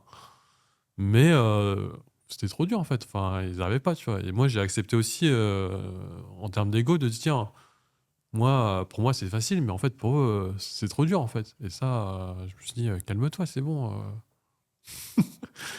Il y a des personnes, tu vois, ils ont leur zone de génie, toi, t'en as pas, tu vois. Ou l'inverse, tu vois. Et il faut accepter ça, tu vois. Il faut accepter C'est vraiment ça. ce petit laps de temps d'apprentissage Ouais. aussi. C'est comment est-ce que... je pense qu'avec le métier, ça se développe, Mm. mais la petite patience. Parce que nous, en fait, on a développé les compétences qu'on a, Ouais. et je l'espère, c'est aussi notre zone de génie. Et comment est-ce qu'on réussit à la transmettre? Mm. À transmettre par des petits apprentissages dans diverses situations pour les personnes, Mm. mais justement, comment est-ce qu'on les aide aussi à bah, assimiler? Parce que du coup, nous, on va dire, par exemple, bah, oui, il suffit de lui parler pour... ça nous paraît évident, mais derrière, il y a aussi autre chose. Ouais. Tu vois, il y a par exemple une manière de l'approcher, plutôt de lui dire de telle manière, de lui poser des questions, etc. C'est pas évident parce que ça fait partie de notre métier. Mm. Mais si les personnes ne sont pas formées ou qu'ils n'ont pas cette intuition relationnelle, parce qu'il y a des personnes vraiment qui n'ont pas d'intuition relationnelle, Ouais. c'est vachement marrant d'ailleurs de voir des Mm. personnes qui savent que bah, voilà, souvent elles disent un truc et c'est pas le bon moment ou c'est pas, c'est pas la bonne chose. Bah, c'est de comprendre qu'elles sont à un autre endroit et comment est-ce Ouais. on les intègre aussi. Donc comprendre n'est pas justifié, mais au moins en fait on les accueille et nous on est là pour ça. Ouais, et, ça tient sur un sujet où je vais aller là. C'est aussi l'importance tu vois, pour nous, tu vois, de se former en fait. Ça c'est sûr. Dans le sens où, tu vois, maintenant on est sur Internet, tout est dispo, enfin, tout est la plupart du temps gratuit, tu vois. Mm. Moi au départ, tu vois, pour acheter des PlayStation 5 ou des chaussures Jordan, tu vois, 200 € ou 600 € une PS5, tu vois, il n'y a pas de souci, tu vois. Par contre, payer un coach 300 balles ou 200 balles ou 100 balles, tu vois, c'est combien de séances tu vois, Ouais, j'avais la main bloquée, tu vois. Autant pour des plaisirs court terme, c'est facile de sortir l'argent, tu vois. ouais. Et sur des choses long terme où ça pourra me servir plus tard, tu vois. Retour d'investissement, tu vois. On rentre pas dans ce mindset-là, tu vois. Et ça change tout, en fait. Et Ouais. pourquoi je te dis ça, tu vois, c'est que je me suis fait accompagner par une coach, tu vois. Hmm. J'avais une problématique Je voulais négocier quelque chose. Et j'ai pris une coach de négociation. Et elle m'a coûté cher. Hein. Sur le ticket de départ, elle m'a coûté cher, tu vois. Ouais, Mais si c'était à refaire, je le refais 100 fois, en fait. ouais. Parce que, en fait, c'est parti un peu dans le développement personnel, en fait. J'avais des blocages. Moi, j'étais toujours en mode, bon, en fait, c'est mon interlocuteur qui comprend pas, c'est sa faute et tout. Tu sais, le coup de recherche du coupable et tout. Ouais. Et en fait, c'est aussi, de mon côté, il y a des blocages, tu vois. Il y a des choses à comprendre et des choses aussi à dépasser, tu vois. Et le fait d'avoir payé cette coach, tu vois, au final, je me dis, mais en fait, elle faisait un peu psychologue, elle fait aussi coach mental, tu vois. Enfin, c'est génial, tu vois. Enfin, et ça m'a vraiment fait passer comment dire, Un cap. un cap. Et je l'ai vu aussi avec mes équipes, tu vois. Enfin, les équipes que j'accompagnais, maintenant, je me suis dit, ok, bah pour moi c'est facile, pour eux c'est facile, mais en fait, la personne en face, c'est pas facile parce qu'en fait, elle est pas coachée, elle est pas accompagnée. Donc, moi, j'ai eu la chance de faire ce pas, tu vois, et je comprends, tu vois. Mais c'est super important, en fait, de un peu sortir, entre guillemets, de ta zone de confort et apprendre des nouvelles choses, tu vois. Bah, je pense qu'effectivement, la difficulté, c'est que, tu vois, surtout quand on commence à parler d'argent, Ouais, c'est que bah, tous les jours, on se lève pour aller faire ouais, un boulot qui nous plaît ou qui nous plaît pas, hein, ça dépend encore des gens. mm, Mais il y a un certain effort en fait qui est généré pour avoir bah, ce fameux chiffre qui arrive sur le compte en banque. ouais, Et du coup, quand bah, tu dois investir sur un accompagnement, un coach ou ce genre de mm, choses-là, il y a un peu ce côté, d'un coup, ça s'en va. ouais, Tu vois? D'un coup, l'argent, il part, ouais, et moi, je ne vois que ce court terme-là, quoi. ouais, Voilà, bah, du coup, avec ça, je peux pas me payer la PlayStation ou je peux pas ouais, me c'est payer tel ça, truc et cetera, c'est ça. qui est une, excitation intellectuelle, tu vois, de plaisir et tout. Ouais, Mais c'est vrai que ce que tu évoques là, c'est super important parce que, quand tu regardes dans le moyen long terme, si tu imagines le coût, jour, que toi, ça t'aurait, coûté véritablement mm, pour résoudre le problème, hein, en supposant que ça résolve le problème que tu avais, bah, en fait, on y gagne, 10, 100 fois des fois, ouais, tu vois? Et c'est juste qu'effectivement, il y a ce petit point de départ mm, de se dire: «Bah, en fait, investir en moi» et c'est une manière d'investir en soi, hein, même si du coup on investit dans un process, et ouais, cetera. Bah, en fait, c'est une douleur qu'on veut s'enlever. C'est juste qu'on a l'habitude des fois de se traîner des boulets. Je parle pas de gens, hein, forcément, mais on se traîne des boulets sur un chemin et on n'ose pas prendre le temps de l'enlever. Tu vois? mm, Et pour moi, c'est ça, en fait, quand tu investis en toi, c'est que tu acceptes de pouvoir, bah, de dépenser parce que du coup, bah, c'est un coût, bien évidemment. Mais il faut pas regarder le coût, il faut aussi regarder la valeur qu'il y a derrière. ouais, Et il y a une valeur, des fois, bah, qui est inestimable parce que bah, ça te change le cours de ta vie, hein, radicalement. Et c'est vrai que moi, c'est ce que j'ai commencé à faire bah, depuis que je suis free. Forcément, quand tu as une entreprise, tu peux te payer tes propres formations, etc. Et ça change énormément la donne. Déjà mm, parce que tu as pas besoin de demander à papa, maman, entre guillemets, ou à ton directeur, ton manager, etc., si tu peux le faire. ouais, Déjà, ça change pas mal la donne. Et en fait, quand tu commences à le faire, tu comprends que, bah, que tu joues dans une autre cour, quoi. Parce qu'en fait, il y a les conversations que tu commences à avoir avec les gens, bah, c'est plus les mêmes. Il y a des choses que tu vois que tu ne voyais pas avant. Alors des fois, c'est pas forcément un avantage, hein, de voir plus de choses. mm, Mais effectivement, dans un premier temps, accumuler de l'information, des connaissances et interagir, c'est de l'expérience que tu commences à avoir avec les formations, bah, ça change. Ça change pas mal la donne. Pourquoi? Parce que bah, tu peux adresser beaucoup plus de choses. Tu as plus de cordes à ton arc. Et d'un coup, ouais, tout devient plus simple. Parce que du coup, si tu n'as qu'un marteau, tous les problèmes sont des clous. Tu vois, c'est un peu cette idée-là. Donc, investir au moins dans des formations, je trouve que c'est vraiment quelque chose qui est positif parce que ça te sort un peu de tes certitudes. mm, Des fois, ça t'ouvre des champs et des fois des nouvelles passions qui se développent et tu rencontres des gens bah, qui pourraient être des partenaires potentiels, mais au moins, tu vois, des interactions qui sont différentes et qui te permettent de découvrir autre chose de ton métier. Enfin, moi, c'est ce que ça m'a apporté. Ça, pour moi, c'est le premier cran. Ouais. Le deuxième cran, et je sais que tu m'attends dessus, c'est aussi de développer son réseau. Ah, t'as déjà vu où là je voulais t'amener Non, mais pour voilà, finir le podcast. je vois où tu es. Et effectivement, le deuxième cran pour moi, c'est quand tu atteins un certain niveau, où tu sens que, on va dire, c'est suffisamment stable pour toi, même si, sortir de sa zone de confort de manière régulière, c'est important. Mais des fois, on peut se dire, OK, je vais attendre un peu avant de ressortir de ma zone de confort. Du coup, à quel endroit je peux investir pour continuer en fait à me développer sur un autre pan.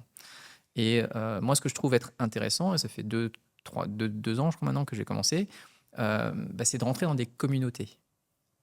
Et du coup, moi, j'ai découvert une communauté l'année dernière qui s'appelle Youmento, qui, elle, en fait, est une communauté qui adresse trois grandes thématiques, que sont l'investissement, l'entrepreneuriat et le développement personnel. Et je trouve que c'est 3 sujets qui sont super intéressants à adresser. Et en fait, le fait de rentrer dans des communautés payantes fait qu'il y a un filtre à l'entrée. C'était combien À l'époque, je crois que j'ai payé à peu près 2500. Combien 2500 euros, il me semble que c'est ça, à l'année. Ouais. Donc c'est un premier investissement. Mm. Mais tu regardes, 2500 en tant que free, c'est quelques jours, tu vois. Donc en fait, c'est pas grand-chose pour la valeur que ça va t'apporter. Mais le problème, c'est qu'il faut que tu y ailles dans le sens où tu rencontres des gens auxquels, ça se trouve, tu n'aurais jamais eu accès. Et juste le fait de rentrer en fait à cet endroit-là, en fait, tu as payé tout le coût que ça t'aurait mis pour rencontrer des gens. Tu rencontres des gens qui sont dans le même mindset que toi et ça te fait grandir parce que du coup, t'as pas ce côté à devoir te battre, combat d'ego, etc. Parce qu'en fait, il y a une sorte d'objectif commun, déjà. Et je pense que ça changerait vachement la donne dans les entreprises si on faisait payer les communautés.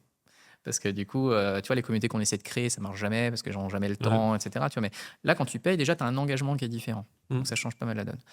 Et du coup, donc ça, c'est la première que j'avais découvert l'année dernière et je me suis rendu compte, même si ça ne me fait pas forcément gagner de l'argent directement, il y a une dimension où ça m'a fait grandir. Parce que tu rencontres des gens qui te font grandir et ça change pas mal la donne. Et du coup, cette année, un peu de ta faute, mais je t'en remercie allègrement tout de même. Du coup, moi, je suis rentré dans un mastermind. Okay. Et en fait, le mastermind, c'est du même genre. C'est-à-dire que c'est quoi un mastermind Un mastermind, c'est un regroupement de personnes qui ont un même objectif et qui souvent ont un profil assez similaire aussi. Ce qui fait que du coup, on a des conversations où on se comprend assez vite, même si on a des contextes différents, etc. Et ça nous permet en fait de progresser ensemble. Et ça, c'est du même genre, c'est qu'il y a une sorte d'émulation. Et c'est intéressant parce que dans un mastermind, il y a une volonté un petit peu naturelle d'aider les autres. C'est-à-dire que tu donnes aux autres et tu sais que d'une manière ou d'une autre, tu recevras. Tu vois, c'est vraiment une dynamique qui est super intéressante. Ça a un coût, mais effectivement, c'est là où moi j'investis aujourd'hui. Là, c'était 12 000 TTC, donc c'est 10 000. Combien C'est 10 000 hors taxe. C'est quelque chose qu'il faut sortir. Hein. Mais je t'avoue que ça a été assez facile à sortir. Pas pour dire j'ai de l'argent et tout, mais c'est parce que l'année d'avant, en fait, j'ai fait un programme de coaching dans une grande école et c'était le double. Et ça m'a fait très mal. Ça m'a fait très mal parce que j'ai eu beaucoup de mal pour y rentrer. Et les résultats que j'ai eus, je suis un peu mitigé. Mais par contre, c'est des expérimentations qui sont intéressantes parce que du coup, ça me permet de progresser. Et je suis persuadé en fait que j'y gagnerai fois je ne sais pas combien derrière. Ne serait-ce que le fait d'avoir des gens qui comprennent la situation dans laquelle tu es pour te booster, c'est énorme. Et on ne se rend pas compte que en fait, ça apparaît comme un gros chiffre là maintenant. Mais dans la durée, en fait, ça m'a ouvert énormément de portes. Donc je trouve que c'est difficile en fait à jauger, mais pour moi, le fait de créer en fait des réseaux et des connexions, c'est une autre étape parallèle en fait à la formation personnelle, parce que je continue à me former d'une certaine manière, hein, mais créer son réseau aussi, c'est super intéressant parce qu'il y a plein de choses que je n'aurais jamais faites. Là, le mois dernier, il y a plein de choses que j'ai jamais faites que j'ai tout fait en l'espace de quelques semaines. Donc c'est énorme. Non, mais là, il y a plein de sujets là. J'ai essayé on va essayer de segmenter. Déjà, il y a un truc que j'adore dans ce que tu as dit. Moi, j'ai fait l'imbécile en disant à chaque fois combien. Ouais, après. Pourquoi parce que tu vois, Tu sais, quand on parle d'argent sur Internet, ils disent ah, t'as payé un coaching à 300 balles, t'es un pigeon. Mm. Putain, t'as payé un master à 10 000 avec l'autre voleur, l'autre influenceur, tu vois. Ouais. T'es un pigeon, mais les gens ils se rendent pas compte, tu vois. Comme moi, tu vois. Je vais arrêter de dire les gens. Je vais prendre mon exemple. Mm. Je disais tout à l'heure, tu vois, pour payer une PS5 à 600 balles, je prends. Un jeu à 80 euros, je peux, tu vois. Un billet d'avion à 1500 balles, je peux, tu vois. Et investir en moi avec un coach qui me botte un peu les fesses, parce que c'est ça en fait. Moi, quand je paye un coach ou je prends une formation ou tout ça, tu vois, je paye pas la recette de cuisine pour avoir des résultats, tu vois.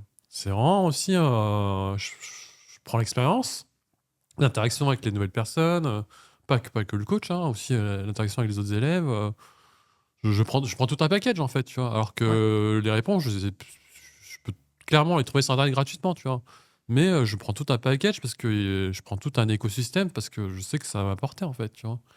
Et ça, au départ, c'était dur parce que, comme je te disais, c'était facile pour acheter des conneries là. Mais pour investir en soi, tu vois, enfin, tu Ouais. sais, je le voyais pas comme ça, tu vois. Je me dis, il y a toujours aussi ah, je vais me faire arnaquer ou avant ça n'avait pas marché, donc là je vais encore le répéter. Un peu comme Ouais. les gens d'entreprise où ils sont dit sur l'agilité, tu vois. Moi c'était pareil, je dis, ah, c'est quoi ces diplômes, mais c'est quoi son parcours, c'est cher, tu vois. Mais ouais, tu payes l'expérience et des fois tu payes des fois des sommes, tu vois, mais c'est juste pour changer ta trajectoire de 1% ou 2%, tu vois. Mais Exactement. juste un retour Exactement. d'expérience, une phrase ou une expérience qu'on t'a dit, tu vois, et ça te change tout, tu vois. Mais Enfin, tu vois, ce que tu dis, c'est très vrai. Et je pense que la difficulté, c'est que c'est exactement comme quand tu dis aux enfants, touche pas, ça va te brûler, quoi. Tu vois, que t'as envie de toucher en fait. ou quand on me l'a dit, tu vois, c'est qu'en fait, c'est quand tu vas le toucher que Ouais, tu vas te rendre compte que effectivement, quand ça brûle, ça veut dire que ça fait vraiment très mal, là, tu vois. ouais. Et effectivement, tu le dis, maintenant je peux le dire aussi. Tu vois, tu comprends théoriquement ce que ça veut dire. Mais c'est quand tu as une personne qui te dit un truc Mm. à un instant T, et moi, du coup, ça m'est déjà arrivé. Donc là, le mastermind a commencé en janvier, en juin. Il y a quelques personnes qui ont dit des choses qui me sont restées en tête. Et pourtant, c'est des choses que je sais. C'est juste que quand ils te le disent, bah, ça n'a pas le même impact. Et ça a changé énormément de choses dans la manière dont j'appréhende les choses, où je teste des choses qui n'étaient pas à mon habitude au départ. Voilà, il y a deux phrases à l'heure actuelle que j'ai en tête qui ont vraiment fait la différence pour moi dans aujourd'hui, comment j'appréhende les choses, etc. Et est-ce que ça valait le coup que j'en ai mis? Bah, pour moi, oui. Parce qu'en fait, je me rends compte que j'avais beau le savoir, bah, c'est ces gens-là, en fait, avec qui ils représentent et leur intention qui est positive à mon égard, en fait, qui fait la différence. C'est juste que bah, je pense que c'est plus facile pour nous, je dis nous, mais d'abord pour moi en tant que free, toi peut-être dans le futur. Non, non, je suis freelance, hein. T'es free déjà, très bien. Mais c'est dans cette réflexion-là où en fait on a une valorisation du temps. Et je trouve que ça fait beaucoup la différence dans les interactions qu'on a avec les gens. C'est-à-dire que si on réfléchit, tu vois, simplement, même 10 000 euros, tu vois, le chiffre est grand. Et si on simplifie la chose, tu te dis, OK, 10 000 euros, c'est 10 fois 1 000 euros. Ça, je suis pas trop mal en maths. Bah, du coup, tu dis, c'est OK, c'est 10 jours de travail, entre guillemets, tu vois, si on simplifie la chose. Bah, est-ce que 10 jours de travail, ça vaut pas, en fait, tout ce que ce truc-là va m'apporter? Bah, peut-être. Parce que, Et c'était quoi les deux phrases là? Tu ouais, peux le partager ou c'est chaud? non, c'est pas chaud. Alors, la Déjà, première, c'est qui t'a dit ça en fait? Enfin, donc, il y a donc une consultante en stratégie ok. qui est dans le mastermind, elle s'appelle Pauline Alessandra, voilà, que je trouvais euh, très compétente dans ce qu'elle fait et ce qu'elle cherche à développer. Et tu vois, donc je publiais pas mal de choses sur le Kanban. Quand j'ai commencé à publier, parce que du coup, c'est vraiment une expérience au départ. Et elle me disait, mais du coup, si toi, tu veux t'orienter ou être visible plus sur un autre domaine, qui est par exemple coaching de dirigeant, coaching de manager, bah, en fait, là, tu vas pas les toucher. Que tu parles pas en fait à ces gens. Et ça paraît évident quand je le dis. Et Hmm. en fait, je lui dis, mais en fait, là, ça me rassure parce que c'est des choses que je connais, etc.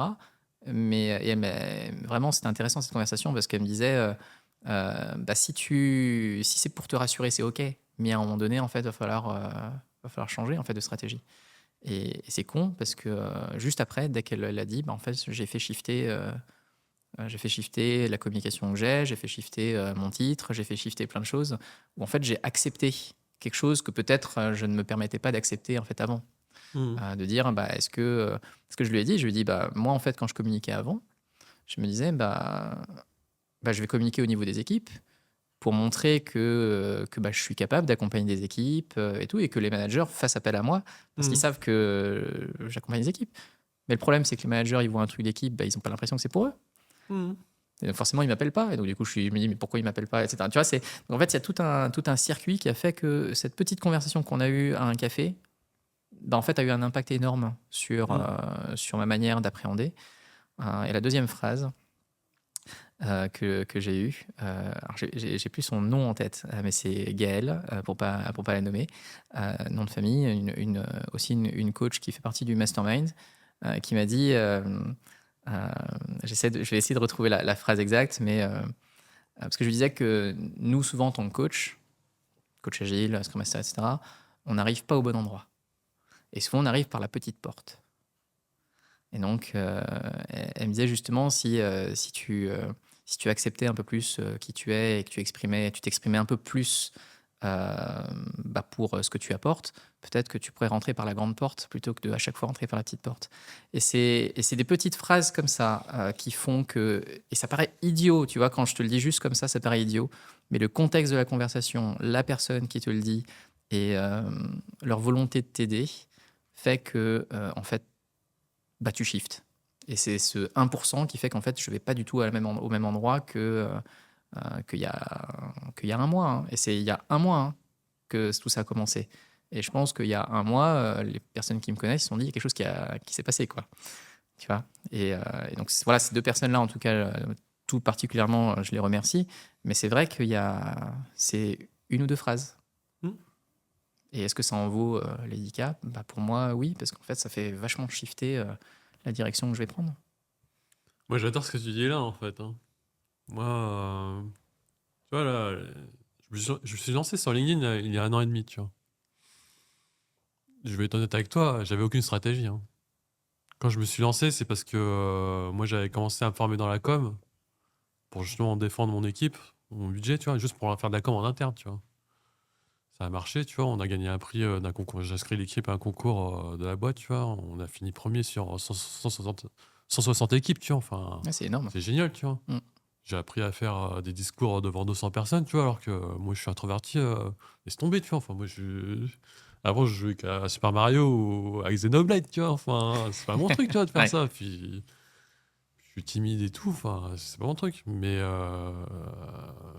comme je voulais mettre en avant mon équipe, tu vois, je me suis formé en ça et je me suis dit, on va le faire, tu vois, et ça va le faire. Parce qu'il y avait un but, il y avait une vision et un but, tu vois. Et voilà. Donc, tu vois, j'ai pris des coachs, j'ai pris Alex Zizzo qui m'a coaché et tout. Et génial, tu vois. Après, je suis allé sur LinkedIn parce que j'avais une coach qui m'a dit, bon, bah, en interne, c'est cool. Tu peux commencer à partager maintenant sur LinkedIn, tu vois. Et j'ai commencé à partager sur LinkedIn sur mon métier de Scrum Master. J'ai commencé à partager d'agilité et tout. Et c'est marrant parce que c'était comme toi, en fait, tu vois. J'ai commencé à me poser la question, mais je vis qui, en fait? Je vis qui? Je vis quelle personne? Du coup, je vais viser que mes pairs, que les gens en agilité ou des gens qui sont un peu débutants, tu vois, ils vont aimer ce que j'écris. Mais mais moi, c'est pas mon but, tu vois. Enfin, c'est pas que c'est pas mon but, mais je me suis dit, non, c'est pas ça que je veux, en fait. Donc, après 20 ans de salariat, tu vois, je me suis dit, je peux tenter l'entrepreneuriat, tu vois. Et c'est courageux, hein. C'est vrai que maintenant que je discute un peu avec... bah, je suis rentré en fait Mhm. un peu bah, par hasard dans le monde un peu de l'entrepreneuriat et je commence à discuter avec des gens. Et effectivement, il y a ce courage quand même de sortir de sa zone de confort. Mhm. Il y a le statut. Pour moi, je différencie le statut de l'esprit entrepreneurial. Mhm. Parce que du coup, il y a plein de gens qui sont free, surtout dans notre milieu, tu vois, où en fait, ça n'a rien changé. En fait, ils fonctionnent un peu comme des salariés, c'est juste que ils se laissent porter par la chose et c'est tout à fait OK.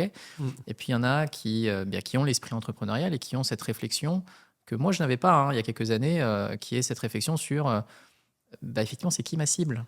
Aujourd'hui, la difficulté que j'ai, c'est ce qui est parfois très fou, c'est bien, en fait, c'est qui exactement ma cible et à qui est-ce que je veux apporter quoi. Tu vois, cette fameuse tagline là, que je trouve super dur à trouver, je trouve que c'est vachement intéressant. C'est-à-dire que c'est chiant parce que tu sais pas exprimer clairement à quelqu'un ce que tu fais. Mais tu vois, typiquement, quand il y a plein de gens dans la communauté agile qui disent je sais pas expliquer mon métier à mes pairs, etc. Je trouve parce que justement, c'est que il y a quelque chose qu'on n'a pas encore réussi à trouver. Peut-être que chacun n'a pas réussi à trouver parce que lui ou elle a envie d'apporter à l'extérieur. Et je trouve que c'est à la fois une difficulté, mais c'est super épanouissant parce que au moins dès que tu as trouvé, ce qui n'est pas entièrement mon cas, mais tu trouves ce qui aussi fait ta différence. C'est-à-dire que là, ok, j'ai coach agile en termes d'étiquette que j'ai remise, mais qu'est-ce qui fait la différence entre moi, Olivier, coach agile, et un autre? Peut-être que c'est mes passions, c'est les sujets que j'aime aborder, c'est ce qui fait que je suis moi du coup. C'est pas juste le professionnel et toutes les certifications que j'ai derrière. En fait, entre guillemets, c'est moi le produit quoi, d'une certaine manière. Et je trouve que ça c'est vraiment en fait super épanouissant. C'est très énergivore, donc c'est très difficile pour moi.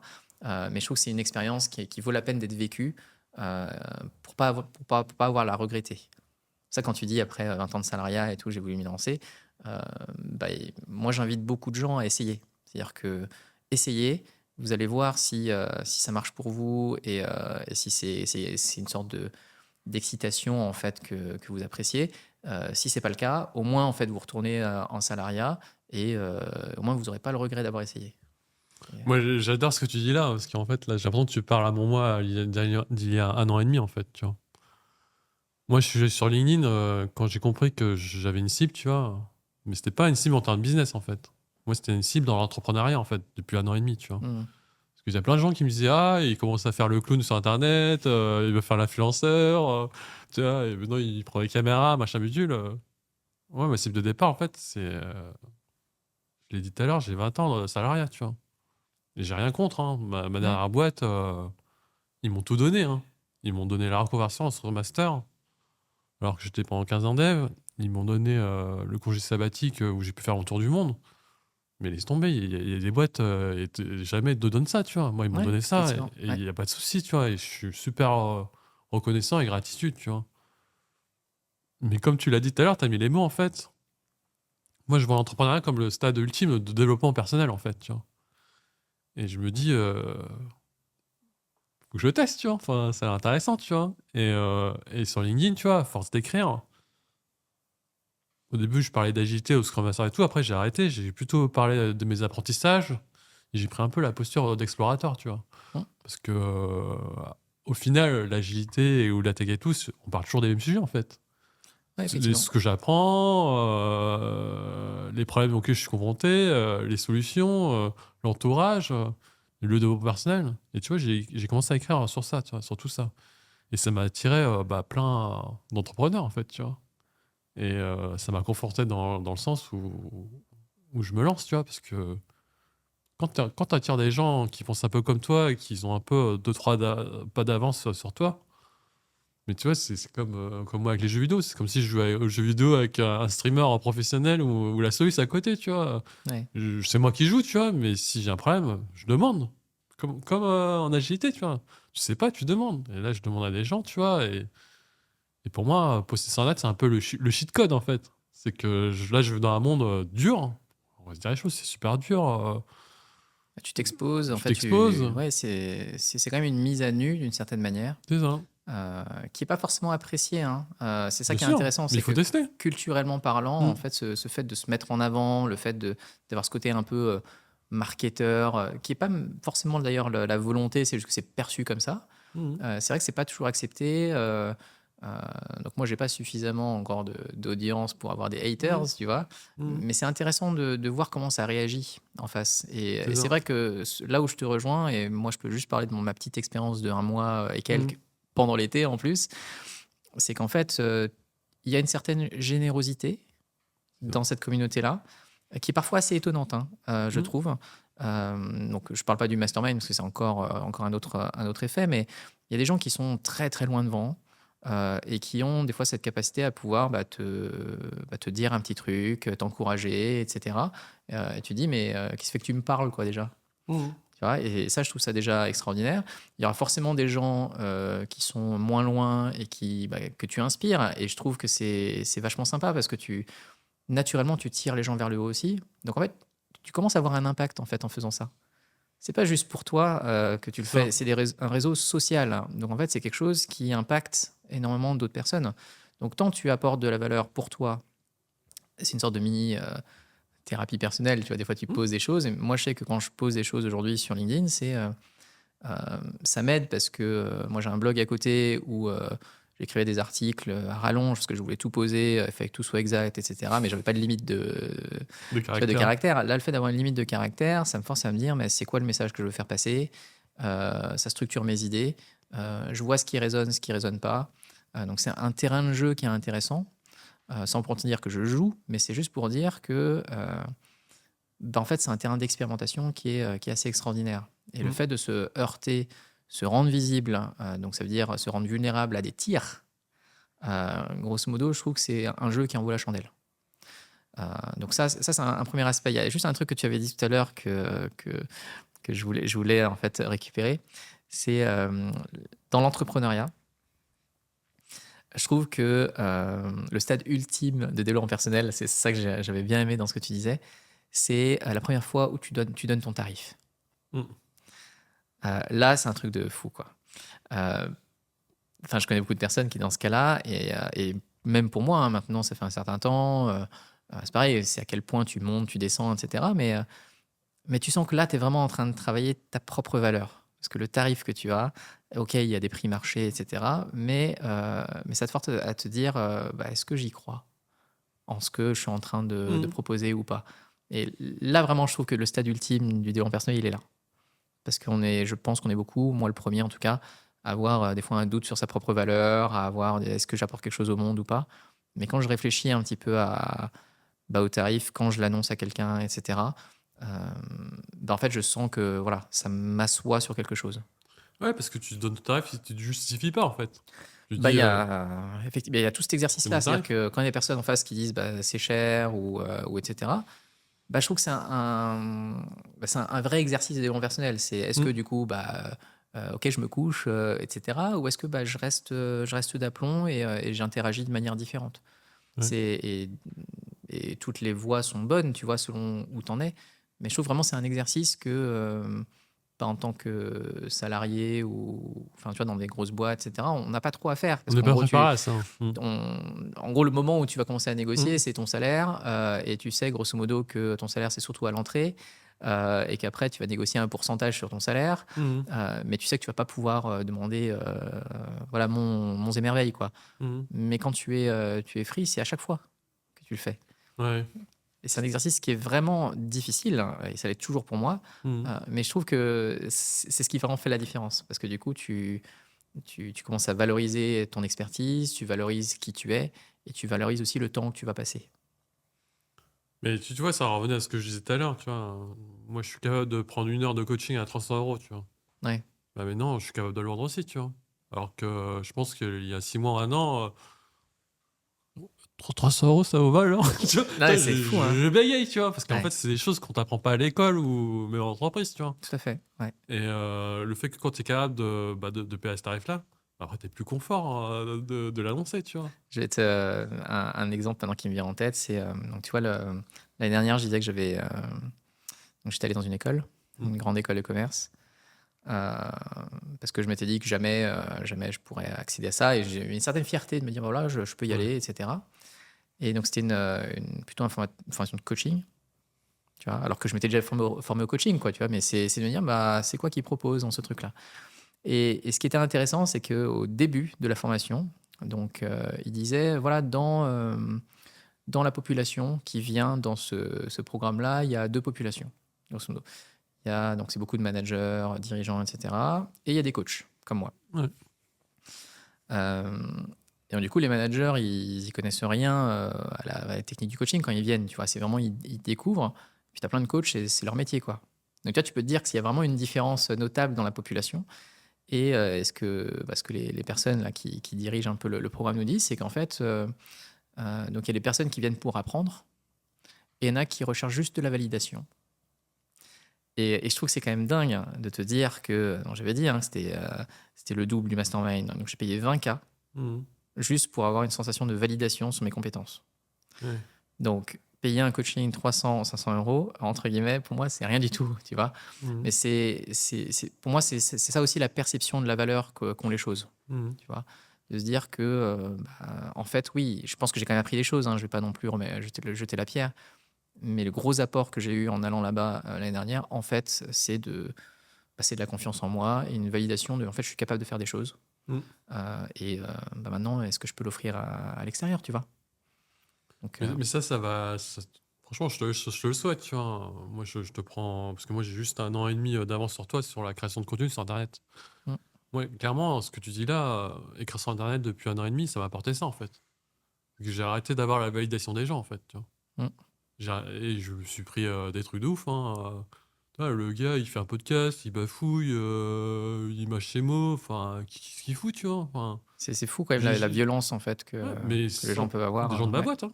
Ah oui, en En plus, fait, ouais. c'est des conseils de société, tu vois. Ouais. Et j'ai pris ça dans la gueule, tu vois. Ce que j'ai fait, c'est que, ok, je prends le feedback, c'est ok, je pense qu'il y a une part de vrai, tu vois. Mm. Là, j'ai pris une coach de chant, en fait. Quand je dis ça à mes potes, ils m'ont dit, mais qu'est-ce que tu prends et tout. Et moi, pour leur faire marrer, je dis, en plus, j'ai pris une fille, tu vois, qui a fait The Voice et qui est allée loin en plus. Ouais. Il me dit, mais tu chantes pas, t'es nul au karaoké au Japon et tout. Je dis, non, non. Je me suis fait défoncer par certaines personnes sur mon Ouais. podcast, tu vois. Elle a raison sur certains trucs, ok. Par contre, là, je vais progresser, tu vois. Là, j'ai pris une coach de chant, tu vois. Elle m'apprend pas à chanter, en fait. Elle m'apprend un peu à articuler, elle m'apprend aussi à respirer, et elle fait aussi, au final, du développement personnel. Dans le sens où elle me disait, bah, en fait, des fois, t'articules pas ou tu parles tout bas, parce que peut-être t'as un peu peur ou de te montrer, ou Mm. tu te caches, en fait, tu vois. Et depuis que je prends des cours avec elle, tu vois, j'ai encore une marge de progression, mais je suis meilleur que hier, tu vois. Je suis meilleur que hier et maintenant, truc de ouf, non, il y a les caméras et tout. Enfin, je sais pas ce que je fais encore, tu vois. Mais je continue, tu vois, j'avance, tu vois.